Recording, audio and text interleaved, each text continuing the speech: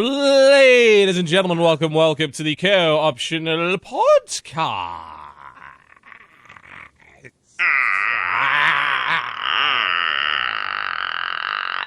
Yes, I dated somebody who was really scared of that noise. Grudge Edition, yeah. Mm-hmm. That was a scary movie. It was terrifying. I watched it with... Japanese one's better, just for the record. I have been told this, but I will say that I found the American one to be absolutely terrifying, as did everybody in our house, and none of us were willing to leave the living room after it. Aww. We're just like, I watched we need to go to the toilet. Like, no. I watched that movie with a roommate who was one of those people who would just, like, loudly laugh when they're scared. Okay. And my God, does that ruin scary movies. Like, every time something scary was happening, she was like, ha ha ha, this is so dumb, right? Ha ha ha ha ha. Like, fucking stop. Yeah. The worst. So it really ruined that movie for me. No, not a fan of that. Not a fan of scary movies in general. The Grudge, fuck The Grudge, and fuck The Ring in particular. Goddamn evil movies. Terrifying. I remember when Amnesia first came out and you played it. That was awful, way back too. in the day. The only reason I like that is because they gave me money. Well, they didn't give me money, but the video made me money. That's the only reason I ever played that game, and I will never play it again. Fuck that game. You know, I actually got a save file that was halfway through the game because I was too scared to actually get that far myself. Aw. I know. I'm a goddamn chicken. That's the way that it is. Oh, I too, if that helps. Hate that game. Hate it. Terrifying. What, Jesse? What, Jesse? Wait, you gotta say... Yeah. First off, I'm losing my voice, so I'm saving my snark for when it's really effective. Secondly, you got a save file for halfway through the game because you're too scared. The scares don't start until halfway through the game. We have Jesse the Clicky back again today, apparently. I don't... Whatever. I just won't talk then. I'll play Firewatch 2 Electric Boogaloo and just go do something else. I got nothing for you. Evidently not. Thankfully, we have a guest that does. His name is Brandon Jones. I don't know that I agree with that either. Sorry, Brandon. Also known as Trailer Jones on Twitter. Welcome to the show. Hi, everybody. Thank you for having me. It is an honor and a privilege. The unfortunate fact that we had to get you on the show after Gametrailers sadly passed away kind of sucks. That's the best time. I have been told, I've told you're the man with the knowledge. You're the man who has an NDA like everybody else, but does know a few things and is willing to talk about it, which is why I didn't speak to Kyle about it last week, because apparently he's highly untrustworthy, so you tell me. Yeah. Good to know. So, I want to know, man, what happened? You know, I'm sure you can speak from the perspective of your website, certainly over the last year, you being the one that was heading it up very much so. What went wrong? Why exactly do we not have Gametrailers anymore? Well, Gametrailers was always a funny business. Like, Gametrailers was 13 years old when it got shut down. I founded it with a friend of mine from high school, so I saw it mutate into all sorts of crazy forms. You know, it like started out just aggregating media and then went on to doing original content, which was mostly like event coverage and reviews. Like, we didn't really have any shows right off the bat. Then we bring in like Shane Satterfield. He brings in his editorial staff. We like really ramp up reviews. Then there's like the Jeff Keighley era. We're doing E3 coverage. And then, we transition from Viacom to Defy. And I think Viacom and Defy, it's basically the kind of same situation. Like, when Viacom let us go and when Defy let us go, it was like, how do we compete with the GameSpot? How do we compete with an IGN, with this staff? And you need to market that, and you need to put a lot of resources towards that. It's not an easy thing.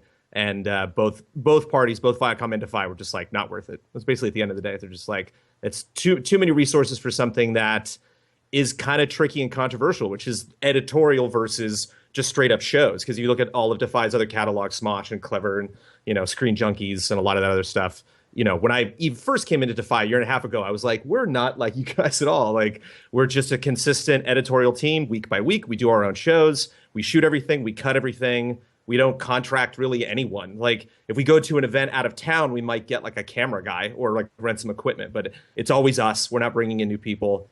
And that was very alien, both at Viacom, especially Viacom, a very TV-centric company, and even at Defy, which did YouTube and website stuff just like we did.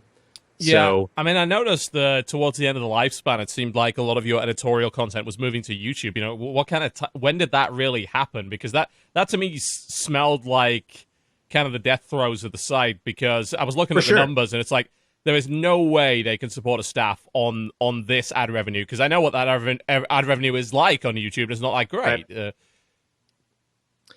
Yeah, I mean, we always had a battle with YouTube because of Viacom, because Viacom and YouTube just didn't get along for a long time. Well, yeah, Viacom fucked YouTube over, and everybody else on YouTube, actually, with the Viacom verdict, which ended up bringing in the Content ID and automatic claim system, which a lot of people are getting very upset about at the moment, which I got fucked over by, 3 or 4 years ago, I think, and actually multiple times by Sega and a couple of other places. So, yeah, it really comes down to a company, seeing one of their divisions and thinking like, is this something we actually want to pour a lot of resources into because we're going to get a lot more out of it, or is this not in line with what we're doing as a company? Yeah, totally. And so that's kind of the boring answer to both of the situations when we left Viacom and Defy. I wish there was some kind of grand conspiracy, but it just comes down to what a case in point. I just packed up a lot of games that we got from GT, so we got to take all the games with us. So we're going to have like a little raffle today and just have people come over and pick whatever games and stuff like that they want. So at least we got to part with those. But at the same time, it's very telling that Defy doesn't need the games. Like they're like, that's not what we do. We're mostly event driven when it comes to games coverage. But yeah, it's I can't get upset at Viacom. I can't get upset at Defy because they're such big companies. They have so many branching arms, and so when you're just such a small division of that, it's hard to take a big, decision like this really personally. That like, they were out to get us. There's bad blood here. It's just like straight business decision. We joked about the closure of Gametrailers for years. It was always an internal joke. We were joking about it when I, told the guys that we got shut down. Like that was. That must have been a little awkward. It's like, oh, you serious? Oh, shit. Yeah. Oh, for real? Yeah, exactly. Though? Oh, okay. Yeah. And I was kind of new. Like whenever I would go to close the door for a private meeting, it was like, is today the day? Just because it just is tricky, and you can see that industry wide, whenever you see an editorially based, whether it's video or blog, shut down, it's like, it's like dominoes. But things have been good. I'm generally in high spirits to wrap things up on a positive note. Unless you have other specific questions. Not specifically, no. I think that pretty much covers it. I mean, do you have anything planned for future? I mean, it's early days yet, I assume. So, in an ideal world, what would you be doing in the next few weeks? Today's actually a very special day because we have the GT staff coming over to my house, like I said, and so we're gonna chat today and see see where everyone's at, what gauge everyone's involvement, and then figure out what we want to do moving forward. I mean, I've been rattling my brain over the past 3 or 4 days, be like, what would I call something like that? And like nothing is bubbling to the surface. Maybe I just need to get like the games out of my house and like clear my head. So hopefully we can do something as a group together, depending on who's down. And I mean, you saw my, my handle for Twitter, Trailer Jones. Like, I'm going to keep doing that. I'm going to do that on Twitch. I'm gonna, if you follow me on Twitter, you can follow what I'm going to be doing. And hopefully all of us will stay in touch, so you'll be able to see what we're doing. But the sad story is Daniel Bloodworth got fired 2 days after he got married. So he's on his honeymoon when he got let go, and he got back yesterday, I think. No, he got back Sunday, I believe. So we couldn't really get together and figure out what we're going to do until he got back and we can actually talk to him in person. So that's why it took a couple weeks for us to get together, but we're back. We'll figure that out. So it's funny that you said. So sad. It's funny that both of these, that this is actually the first podcast or anything I've been on since the site got shut down. So it's kind of eerie that both this and the meeting are happening on the same day. It's a very fateful day. Yep. Oh, well, fingers crossed across the board. Nobody is happy, I don't think, to see Gametrailers go down. So, I think it was a big inspiration for a lot of people. It's where a lot of the original game video editorial stuff really took off. And I think that, certainly sites like The Escapist and then things like us on YouTube, very much followed in the footsteps of Gametrailers. So it's a shame that it went. And best of luck to you and all of the Gametrailers guys in the next few months. Hopefully you'll land on your feet. And don't join some crazy company. That's the. Don't go to Kotaku Australia. Don't go there if you don't. Oh my God, we were. it's kind of exciting. Sorry, I'm sorry. It's kind of exciting when you mention that because if you kind of reference Gametrailers as really like hitting its peak in the old era, the old generation of games journalism, if you will, and like the future is really like people with channels, people producing their own stuff, and the relationships that develop there. It's kind of exciting to leave something like Gametrailers behind and start fresh, start in this new gen, and create something that's kind of built for what the climate's like now, as opposed to trying to make something that's older work in a different way. So yeah, it'll be interesting to see exactly what changes you need to make in that regard, because I definitely think the Gametrailers did launch a lot of that personality-driven coverage, that punditry. We didn't really have video game punditry outside of some magazine columns back in the day. I think that in the heyday of news websites, just pumping out the news and pumping out reviews was enough. And then YouTube came along and basically ate its lunch in that respect. And a lot of websites are now suffering as a result of that. And they're now desperately trying to shift over to editorial, although a lot of them seem to have shifted more to advocacy more so than anything else and are starting to really piss people off. But the video editorial stuff was basically on your site, for the longest time until Machinima sort of lost this monopoly, I suppose, on gaming footage on YouTube, and then people were actually allowed to use gaming footage on YouTube, and everything really took off at that point, outside of being stuck in one company. But it's fun. It's fun to see trends change super fast on the internet. It's fun to try to adjust to things. So absolutely, I'm seeing some silver linings. So good. Well, hopefully more to come soon. Hopefully we'll have some fun stuff to talk about soon. I certainly hope so. Yeah, man, you seem so optimistic. So well, I've been doing it for 13 years, so it does feel kind of like an exhale. I mean, this was my job out of college. Like I started the website working for the guy that I worked for immediately after leaving college. It was a family friend, and so it's like. Yesterday was my first day of unemployment in 13 years. It was like, whoa, kind of crazy. That's it. Yeah. Yeah, you deserve some time off, right? Yeah, I thought I'd be so fired up to game. I thought I've been putting Final Fantasy 14 off forever. I think I got into my 50s and then something came up. Probably when I became editor-in-chief, I was like, don't have time for that anymore. So I was like, first thing Monday, I'm going to sign up for 14 again. I'll make a ranger. I'll just binge on that game. And I'm really honestly fired up to do something else. I think this is really fun, and getting to meet you guys. There's fun things on the horizon. So I'm psyched. You could interact with wonderful people that sit there silently and stare at you. It's awesome.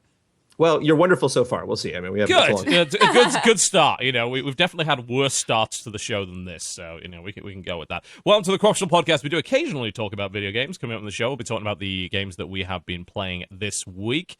After about 2 hours of that nonsense, we'll be talking about whatever news there is, which frankly is not a lot, which I suppose is why Kotaku Australia has had to make shit up. You're going to get nailed for this during the show. Guy whose name I can't even remember because you're not that relevant at all, who wrote that stupid Street Fighter V article. You are getting pinned to the fucking ceiling for that. Oh, no. God damn it. TB's mad about something, guys. I'm mad about somebody who is mad, apparently. Someone's gonna get it this week. You're gonna get it! Ugh. Yeah, idiots. Anyway, outside of that, we've got the news, and then we'll be wrapping up the show with plugging. Endless, merciless plugging of whatever it is that we're actually doing over the next couple of weeks, whatever that might be. Let's start with the games that we've been playing this week. Let's kick it off with, let's spin the wheel. Who are we going to look at? Dodger, tell me what you've been playing this week. What's been going on? I found a new mobile game that is just ruining my life. It's called Anime Studio Story. Oh, for fuck's sake! It's game dev, but you're an anime studio. It's Cairo, right? It's a Kairosoft game. Yeah, all of the Kairosoft games, exactly the same as all the Kairosoft games. It's so dumb. It's like it'll be like, what setting do you want for your anime, and what are the 2 themes that are going to be in your anime, and you should probably take a second to make the main character for your anime. Oh my god, it's so great. It's just fantastic. Is this a game that's on PC that I can play, or is it only mobile? No. I don't know if it's on PC. Kairosoft don't release on PC. Yeah. The weird thing about Kairosoft games is they're all exactly the fucking same. They use the same mechanics, they just change the theme. Weirdly enough, they could work on PC because they're kind of like Game Dev Tycoon in a way. They actually did Game Dev Story, which most people think Game Dev Tycoon actually ripped off for the most part. So they're not on PC, they're all on mobile. The thing is, this one, I don't know if Game Dev did this, but, it considers the game to span 20 years of game time. And then once you hit the 20-year mark, a thing pops up that's like, okay, within these 20 years, like, here was your most watched show. Here's, like, how many awards you got.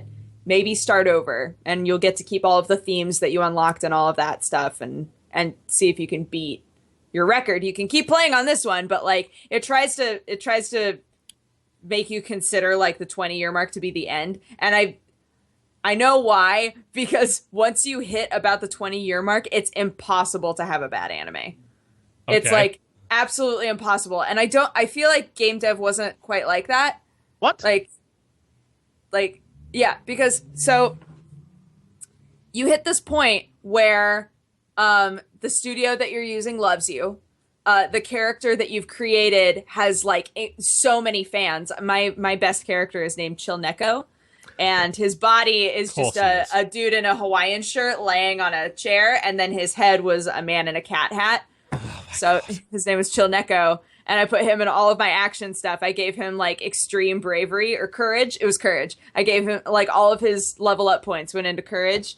And people just fucking loved Chill Neko. So if he was the main character of an anime, it did well. And at first, in the beginning of the game, it's like, maybe you should, make sure that your settings and your themes sort of match. So I'd be like, okay, I'll do a school setting, and we'll have my 2 themes be quadruplets and basketball. Basketball quadruplets. Yeah, whatever. And I was expecting hentai and hentai as your 2 themes. I have yet to unlock hentai as a theme. Is that unlockable? Enough. I don't believe it exists. Probably in the game, not. But it might. It might. I don't know. Probably wouldn't have made it onto iOS if it was. Yeah. So at first, yeah, it tries to guide you into, like, maybe if you're doing space, choose aliens, or maybe if the setting is spirit world, choose demons, right? And then you hit this point where you can be like, all right, my setting is medieval, and my 2 themes are aliens and documentary. Yeah, and they'll be like, wow, what a unique idea. and then you'll get incredible reviews. And I'm like... Despite the fact of being utter bullshit. Yeah, so... Dodger, question. Yes. Important question. Okay. In the world of anime, I believe it's pronounced anime. In the world of anime... Right, yes. Does the word bimbo mean something different? It does not. I don't know why bimbo is a theme in this game. It is definitely. I'm looking at it right now. You can be a bimbo, and I'm thinking Bimbo Spirit World is a great hentai. That's a great... I made one that was the spirit world, and the 2 themes were hot guys and bimbos. Did amazingly. Bimbos demons, bimbos quadruplets, bimbos businessmen, double B, bimbo hoodlums, bimbo cyborgs, bimbo ghosts. Oh my god. You're getting a little more enthusiastic about this than I'm comfortable with. I'm going to play this game. Bimbo chess. Bimbo chess in space. No, in space. Bimbo chess on a farm. There you go. Perfect. Can't imagine that will do badly. To be fair, doing badly in a Kairosoft game takes quite a lot of work. Those games are almost clickers, but not quite. It's easy to... because you have all of your like designers and directors and artists and like music directors and whatever else. It's really easy to be like, man, I just need you to be a little bit better, so I'm going to level you up one more time. And then once salary time comes around, suddenly you are deeply in the negative. And you're like, fuck, I need to make an anime, ASAP, shit, dick, fuck. It's a very light, kind of light management game, in terms of, like, make sure you have enough money to make a few mistakes. And, yeah, that's really about what it is. Yeah. The real joy of Anime Studio Story comes from making the characters and naming them whatever you want, and being able to name the anime eventually. So that does sound a lot like Game Dev Tycoon, then. Yeah. How many characters can you make for your anime? I'm sorry, anime. You only get to choose the main character, but you can make, I think there's like 30 slots for characters. They start you off with like 6 pre-mades, but if you have a designer who's super leveled up and has really good stats, then they'll design you a character with super good stats. So, unfortunately, Chill Neko did not rise as high into the sky as I think he could have, because your characters can only level up 5 times. So once the 5th time came around, he was still just like only cute and courageous, and everything else he was like pretty bad.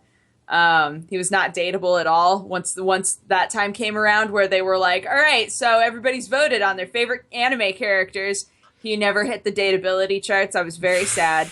I thought Chill Neko for sure would have hit the dateability charts, but Sam made a character named Swole Meg, and she was number 1 on dateability the entire time. So, I mean, you just gotta play the system, man. That sounds absolutely terrible. It's so dumb. It's like $5 too. That's the best part. You pay $5 to I mean, just live the dream. Kairosoft really. are never going to stop. Like, they have been doing this shit for years. There's an entire wiki when it comes to Kairosoft. Didn't Kairosoft make the Tiny Tower game? No. No? No. Who made Tiny Tower? Not Kairosoft. Definitely not Kairosoft. But let me put it this way. This is a list of Kairosoft games available in English. There are at least 30 more that are not available yet. Anime Studio Story, Beastie Bay, Biz Builder Deluxe, Bonbon Cakery, Cafeteria Nipponica, Card Change, Dreamhouse Days, Dungeon Village, Epic Astro Story, Fish Pond Park, Game Dev Story, Grand Prix Story, of course, High Sea Saga, Hot Spring Story, Kairobotica, Magazine Mogul, Mega Mall Story, Ninja Village, Edo Towns, Pocket Academy, Pocket Clothier, Pocket Harvest, Pocket League Story 2, Pocket Stables, Tennis Club Story, The Pyroplex, The Ramen Sensei, The Sushi Spinnery, Venture Towns, and World Cruise Story. Those are all available in English, and then there are 30 more that aren't. Tennis Club Story? Yes! Oh my god. They have one called Social Game Dev Dream. So I believe that's literally a game about developing a Kairosoft game, I think. Dragging Cat Rebel on Windows 8. Sure. I don't know what that is. That is on Windows 8? Oh. They actually released a lot of their games on PC in Japan, but for the most part, they're just on Android and iOS in English, because apparently they don't think they'll sell on PC. They need to look at Steam. If they looked at Steam just once, they'd be like, oh, never mind. People will buy anything. There are some really interesting things in here. Departure! Shipping freighter. Yes. The departure. No arrivals, only going out. Yep, just two exclamation marks one-way there. shipping sim, yeah. Outdoor Excavation Company is a They should make a game called the #1 coffee house in Boston. Okay. And then you can claim to be the place that has the best coffee in Boston. Like Seattle's you fight with all of the other, and you fight with all of the They made other a manga game, shops. by the way, called Manga Path, which I assume is very, very similar to what you just I played, assume only it's with manga. identical. Yeah, I would think so. Game Center Club. So I think that's one actually about running a LAN cafe and a few other things. Yep, Kairosoft make a lot of fucking video games. They are actually highly successful. A lot of fucking reskins. They do. They really do make the same game over and over and over again with different themes. But it works. It works, hey. Man. They are making fliff for days. Yep, so, they make lots of money. Mm-hmm. So yeah. Jesse, do you not know the word fliff? Do you not know fliff? I don't think fliff's a real word. I think you made that up. Should we Google fliff? Do you want to Google fliff right now? No, because I don't care enough to Google it. I just think when I hear it come out of someone's mouth, I imagine it's about drugs. Urban Dictionary. And or drug paraphernalia. Fliff. But TV, read it off. I mean, it could be related to drugs. Slang term for money, especially money cast about in a casual manner, such as when buying rounds of drinks. You're an idiot. There's no way that's a real word. You just made that Urban Dictionary entry yourself before the show started. It's a real word. I use the word fliff quite casually, as the Urban Dictionary describes. God, you use bots to upvote it. You are Patriarch 917. You set this up back in 2007. How just did you waiting know? for this show. Patriarch 917. You are Patriarch 917. Apparently, yes. That's How the name. You know? Oh no, it's Patriarch 917. Dear Tumblr, Dodger, part of the patriarchy. I'm going to make a shirt that just says Patriarch 917 on it. Perfect. Oh, it's good. It's good shit. Yes.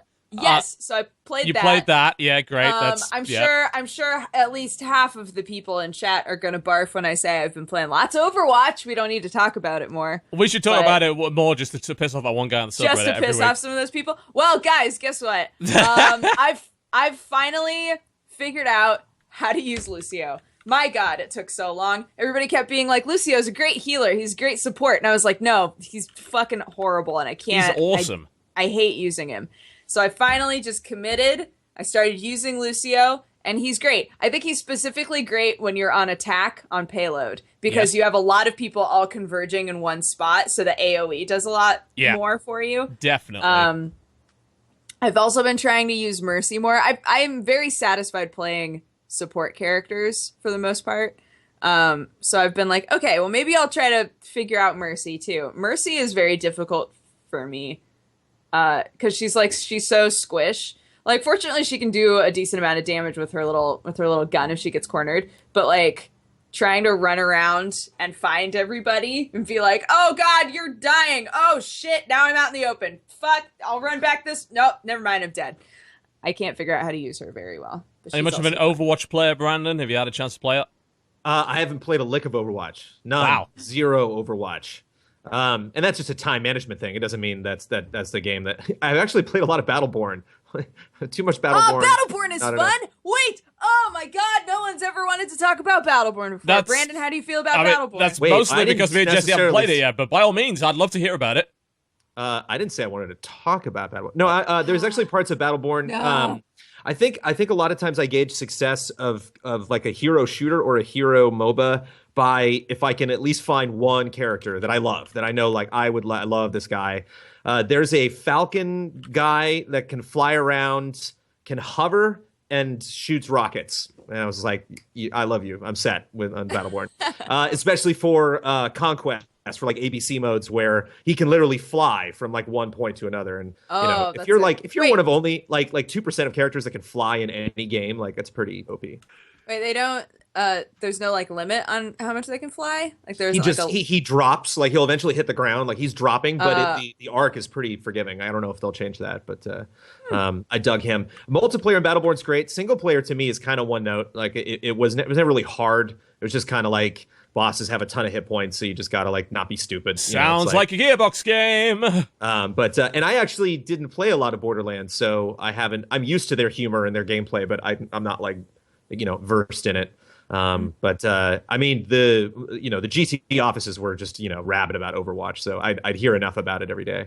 So I was exposed to it, but have yet to actually jump in. Never touched it. And then that game's pretty much out, right? I mean, how long? It might as well be going. You could release that game right now. I mean, they just brought the beta back up for it, and they've added probably what the game needs to be launchable. I'd still say it doesn't have enough modes, but I'm definitely interested in hearing about Battleborn in particular, because I don't think there's really been a lot said about it. At least certainly on our show, we haven't talked a lot about it at all. We talked a lot about Overwatch because we've all been in the beta since the very start. And this is not the same game as Overwatch at all, is it? It's not even close. Yeah, I mean, it's still... Sorry, go for it. GT had a strange animosity towards Battleborn. I don't know why. Because we love Blizzard so much. It's like we're all, like WoW lovers. We're all Hearthstone lovers. We're all Diablo lovers. So, we're very, very excited for that, and sad that Battleborn had to exist at the same time, because clearly one of them was just going to completely devour the other one. Which is weird, because they don't seem to be the same kind of game. I mean, I'm seeing a lot of PvE aspects here in this multiplayer trailer, and obviously Overwatch has none of that. Yeah. Battleborn's heavy on concept, heavy on plot, really wants to make you understand, which is funny because Overwatch isn't so much. Like, they don't focus, like the skins, for example, in Overwatch, like you wouldn't necessarily know that like those skins are the old costumes of those characters, and some of the characters used to be good guys and are now bad guys. Like, there's a lore there, but Blizzard's just like, whatever, we're only going to talk about gameplay, and that lore, you have to dig for it. Whereas, Gearbox is very vocal about the lore of Battleborn. I think with Battleborn, though, they want it all to sort of be cohesive within the game. And with Overwatch, they're saying, okay, when you play this game, like, we want you to feel like there's a great fleshed out world that you're in while you're playing it.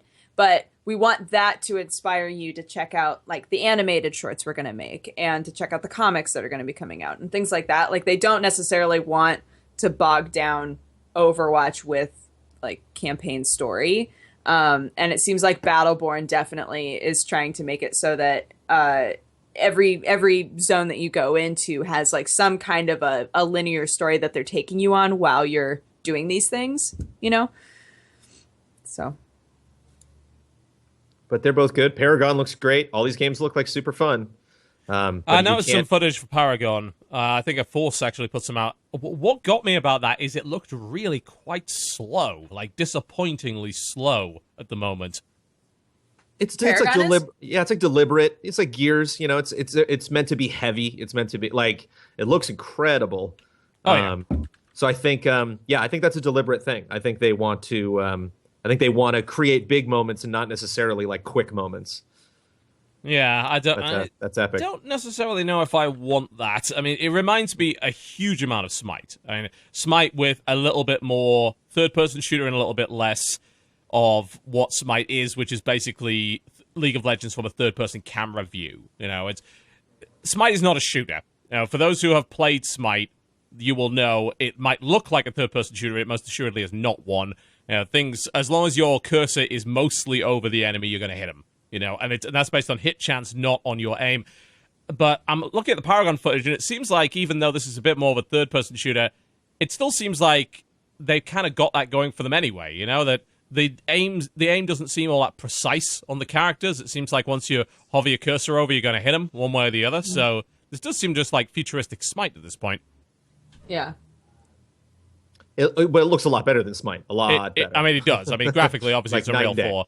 Yeah. Maybe it's just the character that Force picked, but it's just like he was moving so slowly and shooting so slowly, and just the action that I saw from the original trailer was definitely not present in that alpha. I mean, I should emphasize it is very much alpha gameplay, so there's a lot to go there, but it's not really pulling me in as an alternative to the games of the genre that I already play based on this footage, simply due to that pace. I was hoping for something a little bit more high octane, something with a bit more third-person shooter and a bit less MOBA, and right. I don't think that's what it is right now.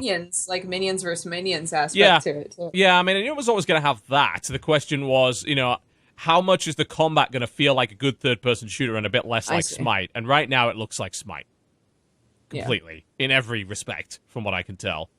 Which is not what I was after. So maybe my expectations were just set incorrectly. But I can't say I'm hugely hyped for it at the moment. We'll see we'll see how it develops. Obviously, there's a lot of work to be done on it, but I definitely was not enthused by what I saw from Force's playthrough of it.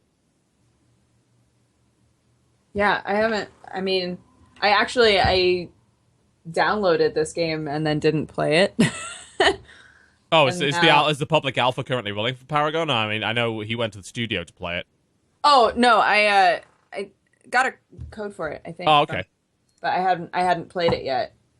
And looking at it now, I'm like, oh, this is much more MOBA-y than I was expecting. I expected it to be more TF2 Overwatch-y, where it's like group of people versus very, group of people, very no minions, no towers, you know? Yeah, big minions, big towers. It's got a jungle and everything like that. It's got 3 lanes. It's got minions pushing. It's got levels up and abilities. It seems to have a stats, you know? So it is very Dota-esque, I guess. Oh, well. Oh, well. Maybe Gigantic might be a little bit different. I haven't played that yet. I've been told... Didn't their company just shut down? Did they? No, Motiga fired a bunch of people. I played Gigantic. I think Gigantic's a little too complicated for its own good, but it looks pretty. They took so long to like get that game out. Yeah. Yeah, that's right. Motiga fired a bunch of people. That's not good. I think there were multiple articles coming out with people saying like, "Are these the death throes? Like, is it gonna ever come out?" Like, it's hard to say. You know, we are looking at a genre that is very much oversaturated and dominated by, you know, 2 big players and then a bunch of guys who are still doing fairly well, like Smite, etc. You know, trying to get into a market like that, even with the support of Microsoft, is tricky. And they're trying to do it anyway, and they're trying to be a little bit different, which I think they certainly have to be. I mean, I like the look of it. I like the art style. The art's great. Sure. The art's the best part of it, I think. Yeah, there's something to do with the Guardians, like which actually reminds me a little bit of Dawn Gate, rest in peace. God bless their soul. Poor Dawn Gate. Reminds me quite a little bit of that, in the sense that apparently the Guardian, kind of your base, does things. It doesn't just sit there. It actually has abilities. So having played it, what you do is you are pushing very, MOBA-y. You're going back and forth, but you're pushing into the enemy team, and along the way are various points that you can capture. And those points that you capture, you can place a special guardian there, and it can be anything from a guardian that gives you life, or a guardian that attacks the enemy base, or a guardian gives buffs, like all these little, and they're all different looking. And then the objective is to get to the point where you're like big guardian, be it a giant like dragon creature, or I'm trying to think of some of the other things, like a wolf beast, or whatever the hell they were, actively go and attack the enemy. And so you're like basically fighting until you can get a big giant guy to go do super damage and destroy their like core, I guess. So yeah, there's tons of things to do. I don't know if it truly honestly feels like sometimes it's almost too complicated of a game. Like there's too much going on, because you have all the MOBA aspects of all the different characters with all the different abilities, and then you're fighting, so there's that balancing. Then you have the balance of like the different things you can place when you capture a point.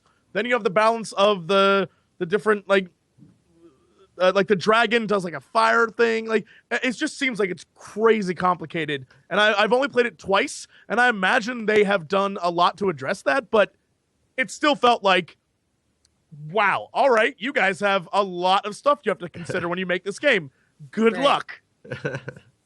It was one of the most stressful demos I've ever done in my entire life, because the guys were just like screaming at me the whole time. They were just like, do this, do that, do this. Now you have to do this. Now's the time to do this. And I was like, whoa. I was like, dude, I can lose this match. That's cool, man. I'm fine. Like I can walk away from this demo having lost, and I will be okay. It's not going to hurt my pride.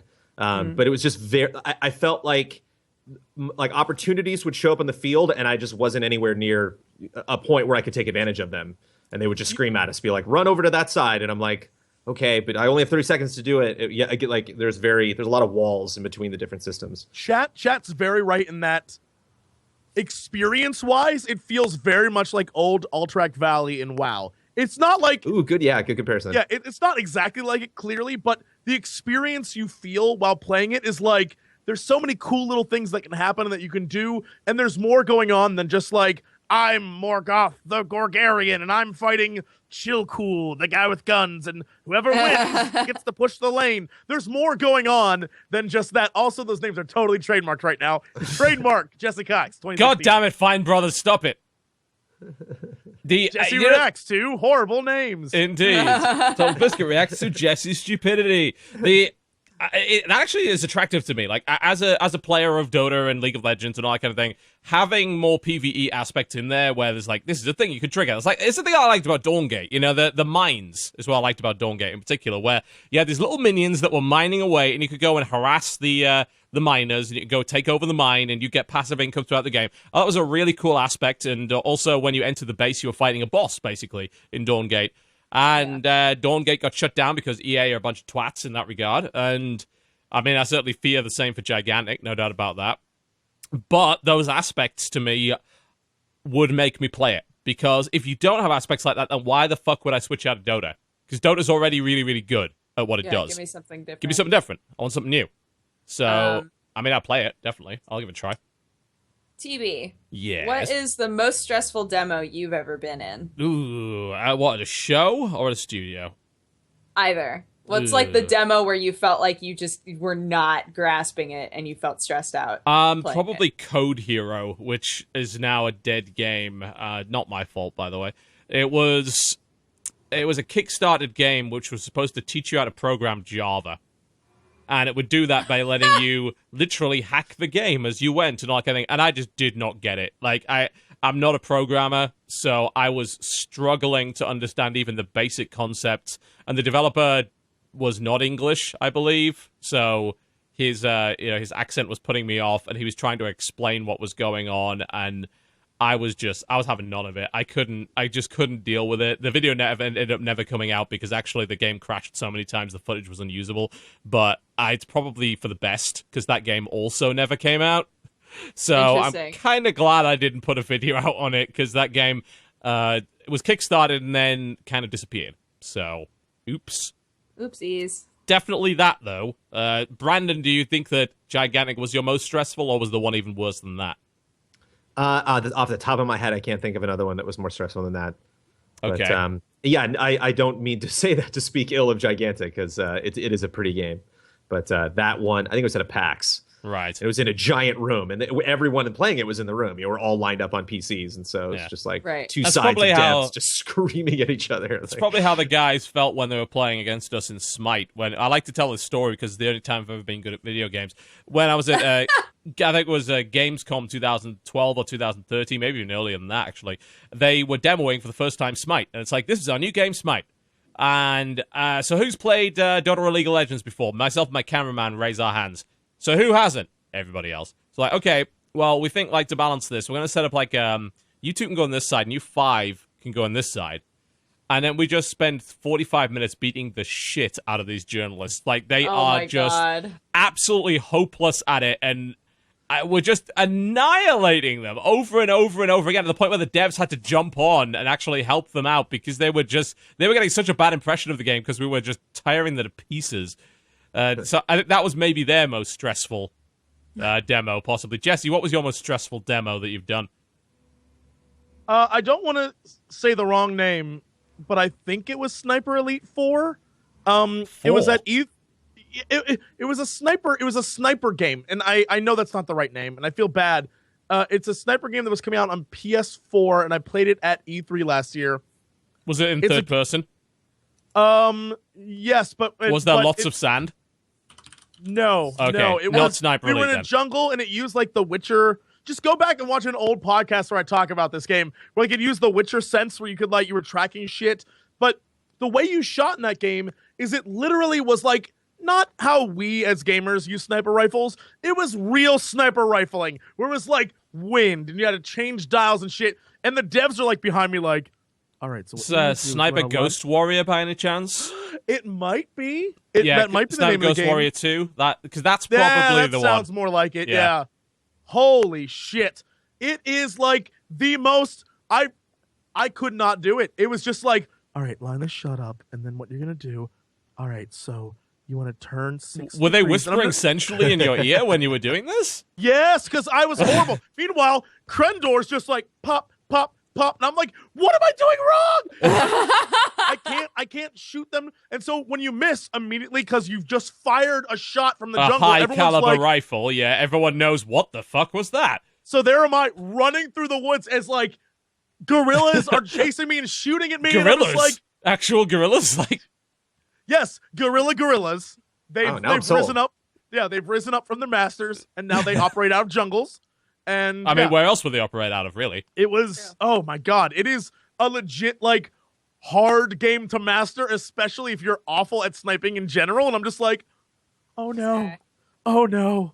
Yeah, so, and I wanted to look cool in front of the devs, and I sucked. Oh dear. Sucked at it. I was gonna say, I mean, Sniper Elite can be like that, but it's when you set it to that fucking difficulty level. Like, the cool thing about Sniper Elite, and I love Sniper Elite 3 in particular, I thought it was an excellent sequel to a game like, original Sniper Elite, bear this in mind, was actually a really great sniping game. Like, it was pretty hardcore. Sniper Elite 2 is like, we really want to sell more than 7 copies. So, we're gonna make this a little bit more casual, and I was like, ugh. And then Sniper Elite 3 is like, what if we had an open world and we brought all that sniping shit back?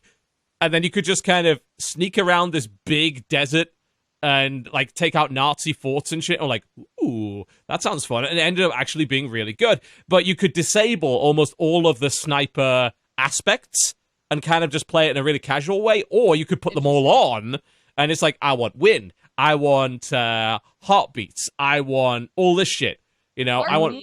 Jesus. No, the thing about this game that was so dope that me sucking and taking my time is I noticed the characters your targets have lives, and so they don't just sit there and stand around and wait for you to shoot them in the head. They are constantly moving and doing shit, and they have stories. If you follow them, you follow their story, and if you kill them right away, you miss out on special information that can help your mission later. Okay. I was like, that's kind of all right, this is pretty dope. That also makes it a bit of a waiting simulator, though. That's absolutely true. But you can also set stuff up and go around and make traps and really screw with guys, and also have escape routes so you can kill guys and set up oh yeah, no, they'll think someone's over here, so they'll go that way. It's a super in-depth game, but when the in-depth is you now need to actually kill a man and you're awful at it, don't do that in front of I mean, that doesn't dev. seem like a game that you could demo well at a show. Like, that's the exact opposite environment that you want to be in to play a game like that. Yeah. Too much noise, you're standing up, using a controller, it's like, my thumbs, what happened to my thumbs? Especially a controller. Look, this is my MO every time I go to any event. The minute I sit down with the dev and they hand me the controller for an FPS, I'm like, I'm going to let you know, bro, this ain't going to be pretty. I need my keyboard and mouse. I'm just going to let you know right now.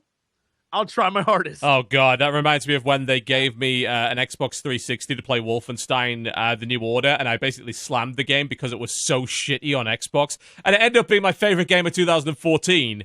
Or was it? Yeah, it was 2014. Mm-hmm. And I was like, yeah, the first impression I got of this game was fucking terrible, and it's all down to the fact that you gave me a controller and an Xbox 360 to play it with. You know, it's like, just give me a PC and a fucking keyboard and mouse, and I'll be fine.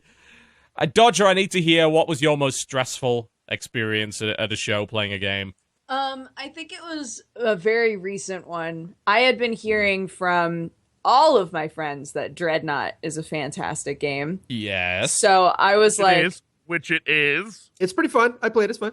So I went into a demo for that game, and I was like, okay, I'm gonna try to be the healer bot, the healer ship, right? So you brought this stress on yourself. No, it gets better. So I'm like, I load in as healer ship, I get blown up immediately, and then he's like, just get back into the game. Just get back into the game. You're fine. So I get back into the game as quick as I can, and it turns out the game had auto-selected me as a Dreadnought. And I was like, what is this? What am I? And he was like, oh, you're a Dreadnought. Don't worry about it. You're good. You just need to get in there and do some big damage. I was like, okay. So I start trying to move, and I'm like, nothing's working. I can't move. And he was like, no. That's just how fast the Dreadnought goes. Is, yeah. I was like, what? And so then there's just people are just shooting each other around me, and I'm like, I can't, I'm apparently moving. And he was like, you can always warp. And I was like, okay. So I hit the warp button, and I immediately warp into a wall. I was like, ah! And I can't, because I move so slow, I'm stressing myself out, because I'm like, I'm not doing anything for the team. Everybody else is doing stuff, and I can't turn around. And nobody could find me because I'm up against this wall, and I'm trying to warp out of where I am. Dodger, space captain. You know, you can go up and down. There's more than just straight and forward. Oh, I know. I just said headbutting this wall over and over again. It was so bad. And so that was very, very stressful. And I will say that I went back to play it again because I was like, okay, everybody else has such a great time with this game. And I think just wound up stressing myself out and making it worse. So I'm going to play it again. And when I played it again, I actually had a lot of fun with it. So yeah, but my first time playing Dreadnought was just a nightmare. I do need to play that game. They gave me alpha access, but it's we're doing alpha on this specific day. I'm like, I got other things to do. So we'll see when the main beta actually launches for that. Because that game looks done. It looks really impressive. Yeah. And I know when, Jesse, you were playing it, you were saying this game's basically done. They could release this right now. I told them last year that I thought it was done. And then when I went this year and I saw all the stuff they added, I understand why they said it wasn't done. But the core mechanics of the gameplay are really done and balanced very well. And now they've just made it so you can do, you can make a Dreadnought with warp, or you can just be a slow-ass, unkillable machine that has all these, long-range guns without warp. So they made, all these different things, different skins, all sorts of cool stuff. I still think it's ready. I still think it's super ready. It is a cool-ass game, and I love the idea of I get to pilot a giant-ass spaceship with friends and blow shit up. I never don't like that idea, so... It does sound like a cool idea. Brandon, you had a chance to play that one? Yeah, I played Dreadnought briefly. Yeah, it's one of those games where there are shooters that I play where I die a lot and get really frustrated, and there's other ones where I die a lot and I enjoy it. Like Dreadnought, you can just enjoy what it looks like for your whole ship to completely explode and fail. But yeah, it was kind of fun. It reminded me of like Star Trek a little bit, just in these like old grand maneuvers and asteroid belts where you just have these like big ships hiding behind bigger structures. And it's just like that moment, where like a huge ship just comes flying up over, another structure, catches somebody. Yeah, it's I think if you made a game where it's fun even when I lose, that's a good game. That is definitely game, ready. Yeah. I echo your statement, Jesse, that the game is good to go. I mean, yeah, it's very, very playable. Yeah, it's still under fucking NDA. It's like that's why I didn't play the alpha. It's like, well, you can't post anything. I'm like, well, I'm not going to play it then. There are a lot of other games that we could be playing rather than yours. I don't know what's taking them so long with that game, but hey, it's we'll see. I assume when it finally comes out, it's going to be amazing. I hope that's the case. From what I can tell, it seems like the things they're focusing on now are the how do we keep people playing longer than that initial first progression, week? Yeah. That's always the tricky part, isn't it? Because you're like, well, how do we do this without making it so that guys that have played longer have just a massive advantage over those that don't? How are we going to monetize and all that kind of thing? Yeah, that's the sticking point with games like that. Well, sooner the better, because it is a shit ton of fun. Yeah, I haven't played it yet. I played whatever the other one is. I think is it either Fractured Space. I think it is the other one that's kind of similar to that, but that's got PvE aspects to it, whereas Dreadnought really doesn't. So I played a bit of that and I liked that. So we'll see how Dreadnought turns out to be. I mean, World of Tanks in space. We get the idea. It sounds all right. We'll see. All right, let's take a break. When we come back, we'll talk a little bit more about the games we've been playing. We've got plenty more on the card here. You're watching the Co-optional Podcast. Don't go anywhere. We'll be back after the break.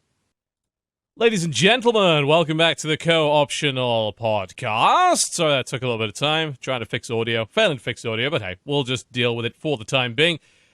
All right, back to the games that we've been playing this week.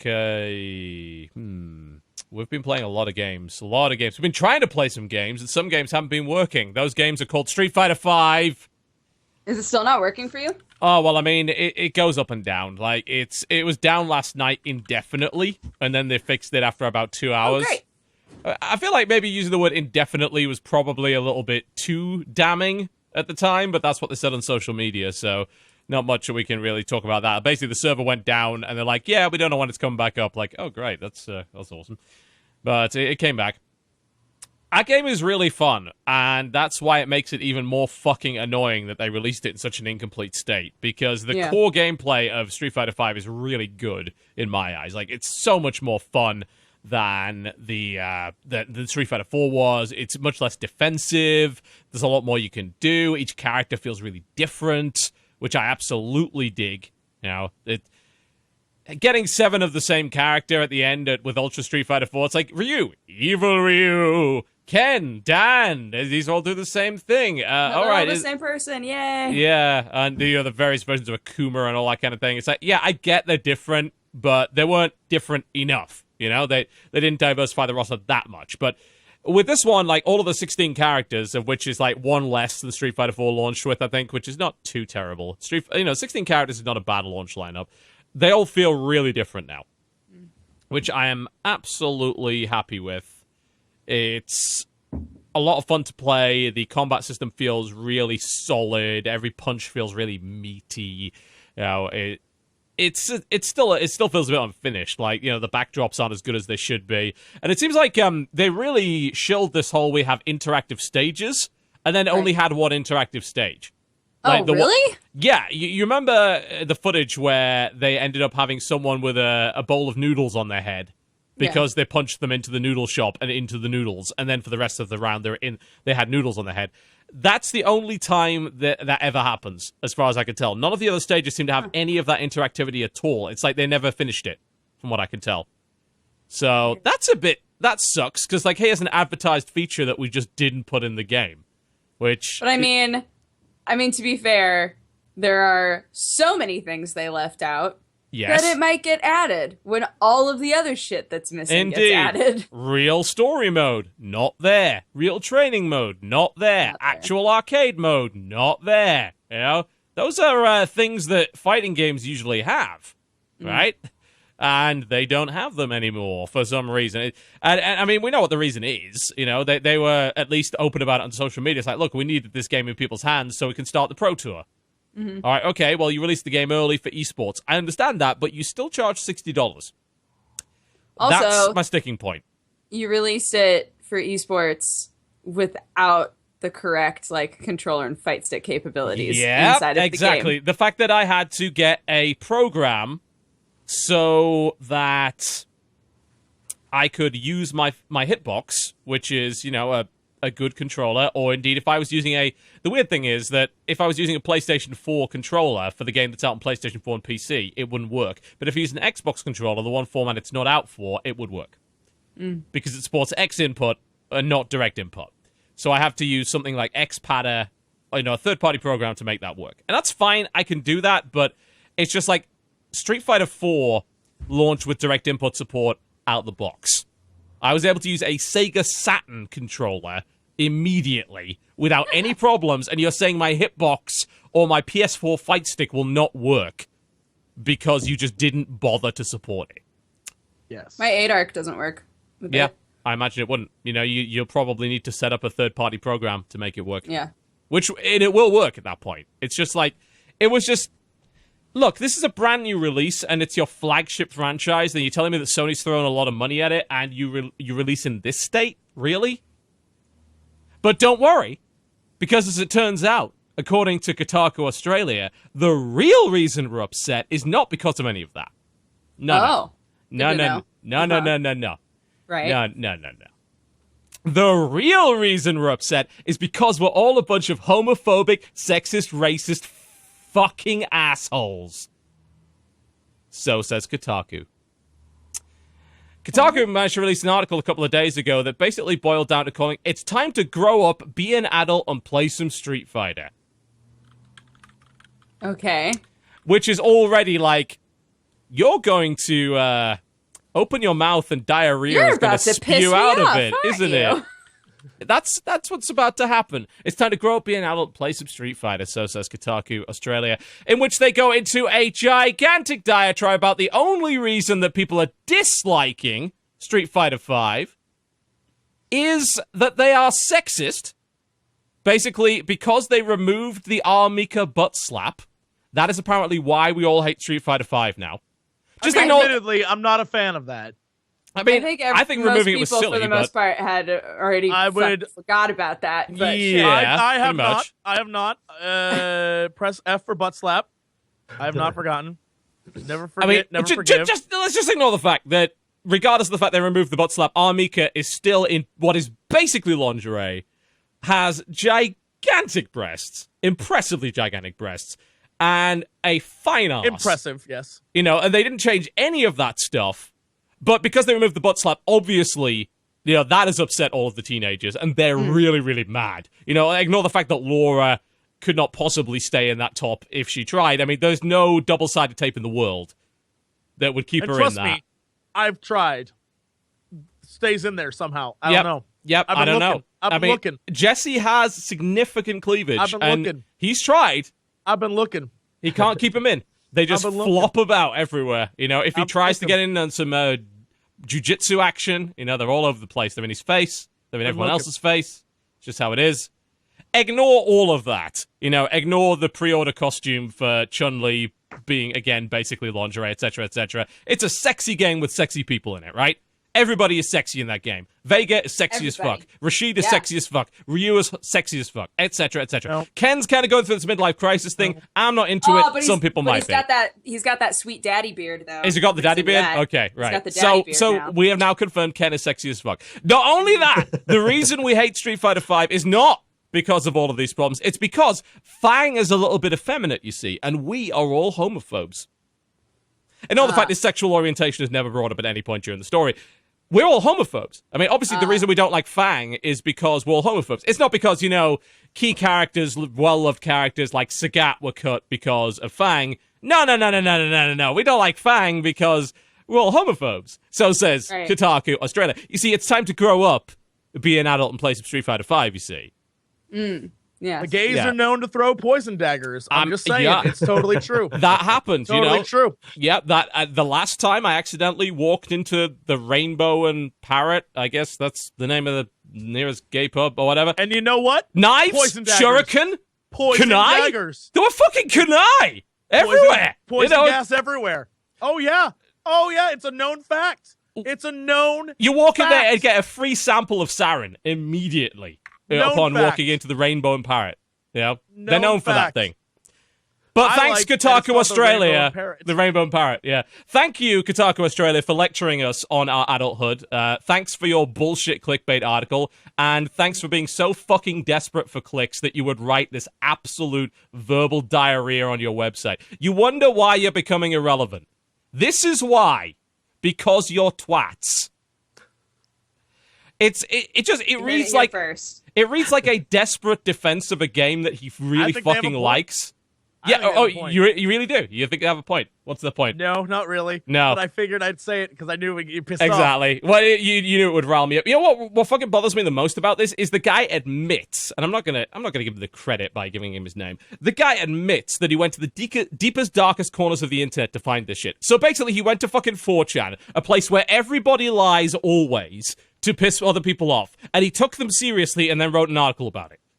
So he now believes that thanks to the deepest, darkest corners of lying and trolling on the internet, that every gamer hates Street Fighter V because they're sexist and homophobic. It couldn't possibly be because 80% of us can't play the game. Yeah.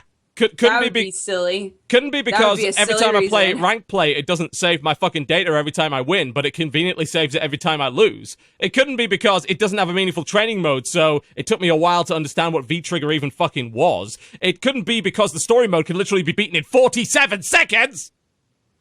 47?! It couldn't be because even the cutscenes of the story between the so-called story mode look like they were drawn by an 8-year-old. It couldn't be because of all of those things. No.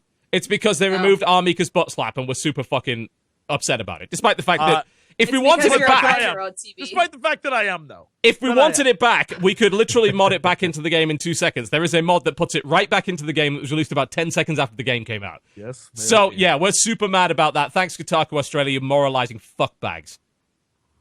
Jackasses. Shout out to the geniuses at Kotaku Australia for now getting more hits than they have gotten in the last year. I trust my audience not to go there, you know? Too late. You shouldn't. They've already gone. Shouldn't. They are hot garbage. They're already there. It's a joke. I guess when you're that irrelevant, you have to make shit up to get clicks. And I feel sorry for them. I do. I really do. That's the quality of your editorial, that you've got to piss people off in order to get some ad revenue. That is desperate. That is prostitution, is what that is. You know? We're asking for a giant-ass spider or some other giant-ass animal from Australia to ship to you. Giant drop bears. That's what's going to happen to you. Not just tiny ones, just giant ones. Asking for it. Yeah, so fuck Kotaku Australia. Just wanted to put that out there. What a random, fuck Kotaku Australia. I found out about this morning. I was just like, you fucking idiots.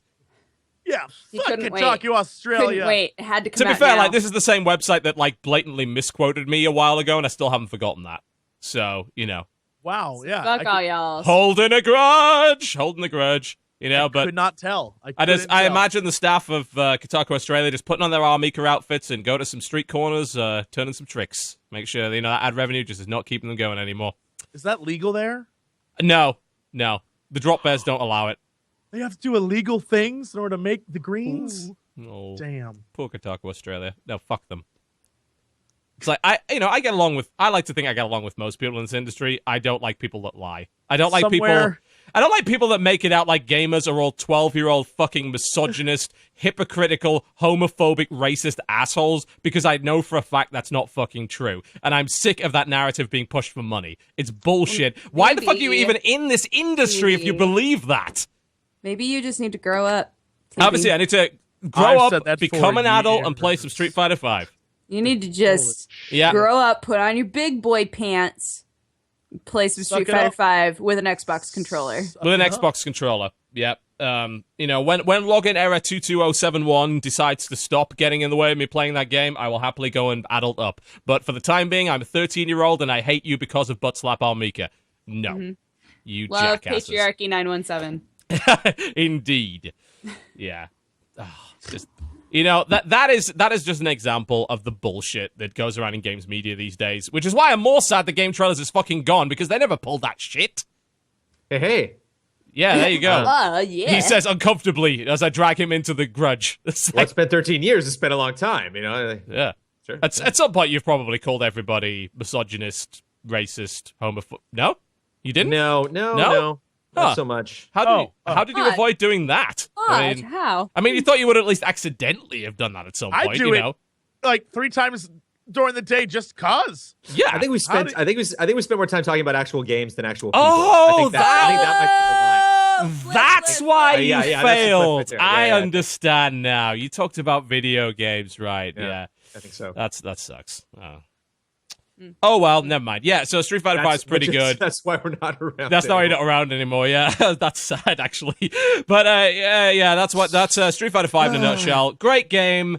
Have you had a chance to play it yet, Brandon? I mean, I don't know if the servers would even let you, but have you tried? Yeah, well, I've played it. I played it at PAX. I played it at other events. I am absolutely god awful at fighting games. I really try to encourage myself to play all genres and to spend kind of an equal time with them, so I just get a basic understanding. But I'm just abysmal at those. But I play enough to recognize the excellence that is Street Fighter. Just even though it's changed over the years, and some people like some versions more than others. Like when one of those games comes out, when they attach a new Roman numeral to that thing, I mean it's definitely a reason to get super excited. It's a big year, a year that Street Fighter V comes out. It's a big release.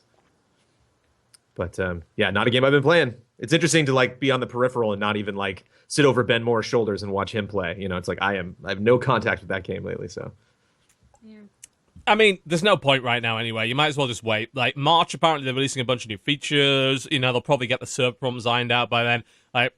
Unless you're a real early adopter and you want to get right on that bandwagon and you want to get into the pro scene and shit, there's no reason to have it right now. Just hold off. It'll be a better game in a couple of months. Cool. Probably worth the price in a few months. I wouldn't say it's worth $60 right now. And that's the sad thing. Money to pay for a very unfinished game. Yeah, the sad thing is, if they'd released Tournament Edition at 40 and just said it's the multiplayer, people would have probably been fine with it. But they didn't. Yeah. It's it's Street Fighter V, and it's okay, you're the flagship of the genre. We expect a little more than that. They almost doomed themselves by being too good. It's Street Fighter is awesome. It's always been awesome. Jesse is quizzical about that, but I'm just saying, what it's it is Capcom. Just fair, okay, fair, Capcom. Fair, yeah. But if it's like releasing a game in the Doom genre, right? Everyone's going to be hypercritical of it because this is the legacy you hold. You are the golden gods of this genre. We expect more from you than we do from other companies, and when other companies deliver more than you do and you slack off, we get pissed. Is that justifiable, or are we all homophobic bigots? I don't know. Why don't you tell me? What Games a great Media. question. Indeed. A question that will never be truly answered without the wonderful illustrations, protestations. Yes. I'm trying to think of the one other word that has stations on the end of it. Come on. Someone's going to come up with one. There's got to be another one. Cancellations. Kotaku Australia is the reason they cancelled Battlefront 3. There we go. Kotaku Australia is why. New lies. Spread them around. Yep, new lies. Spread it. Kotaku cancelled Battlefront. That's the only way we're going to make money. We got to start a new lie every episode of this show. Absolutely. We're just every week we're going to just blame a random games media site for the cancellation of a really popular game.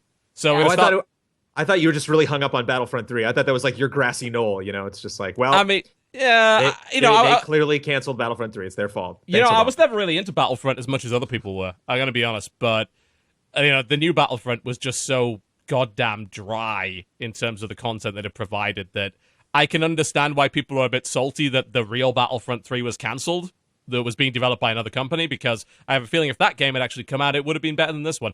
What are your opinions on Battlefront? I know that it's a divisive game. Some people actually liked it. I think we're all sort of unified here on not liking it, but I'd love to know if you have a different opinion on it.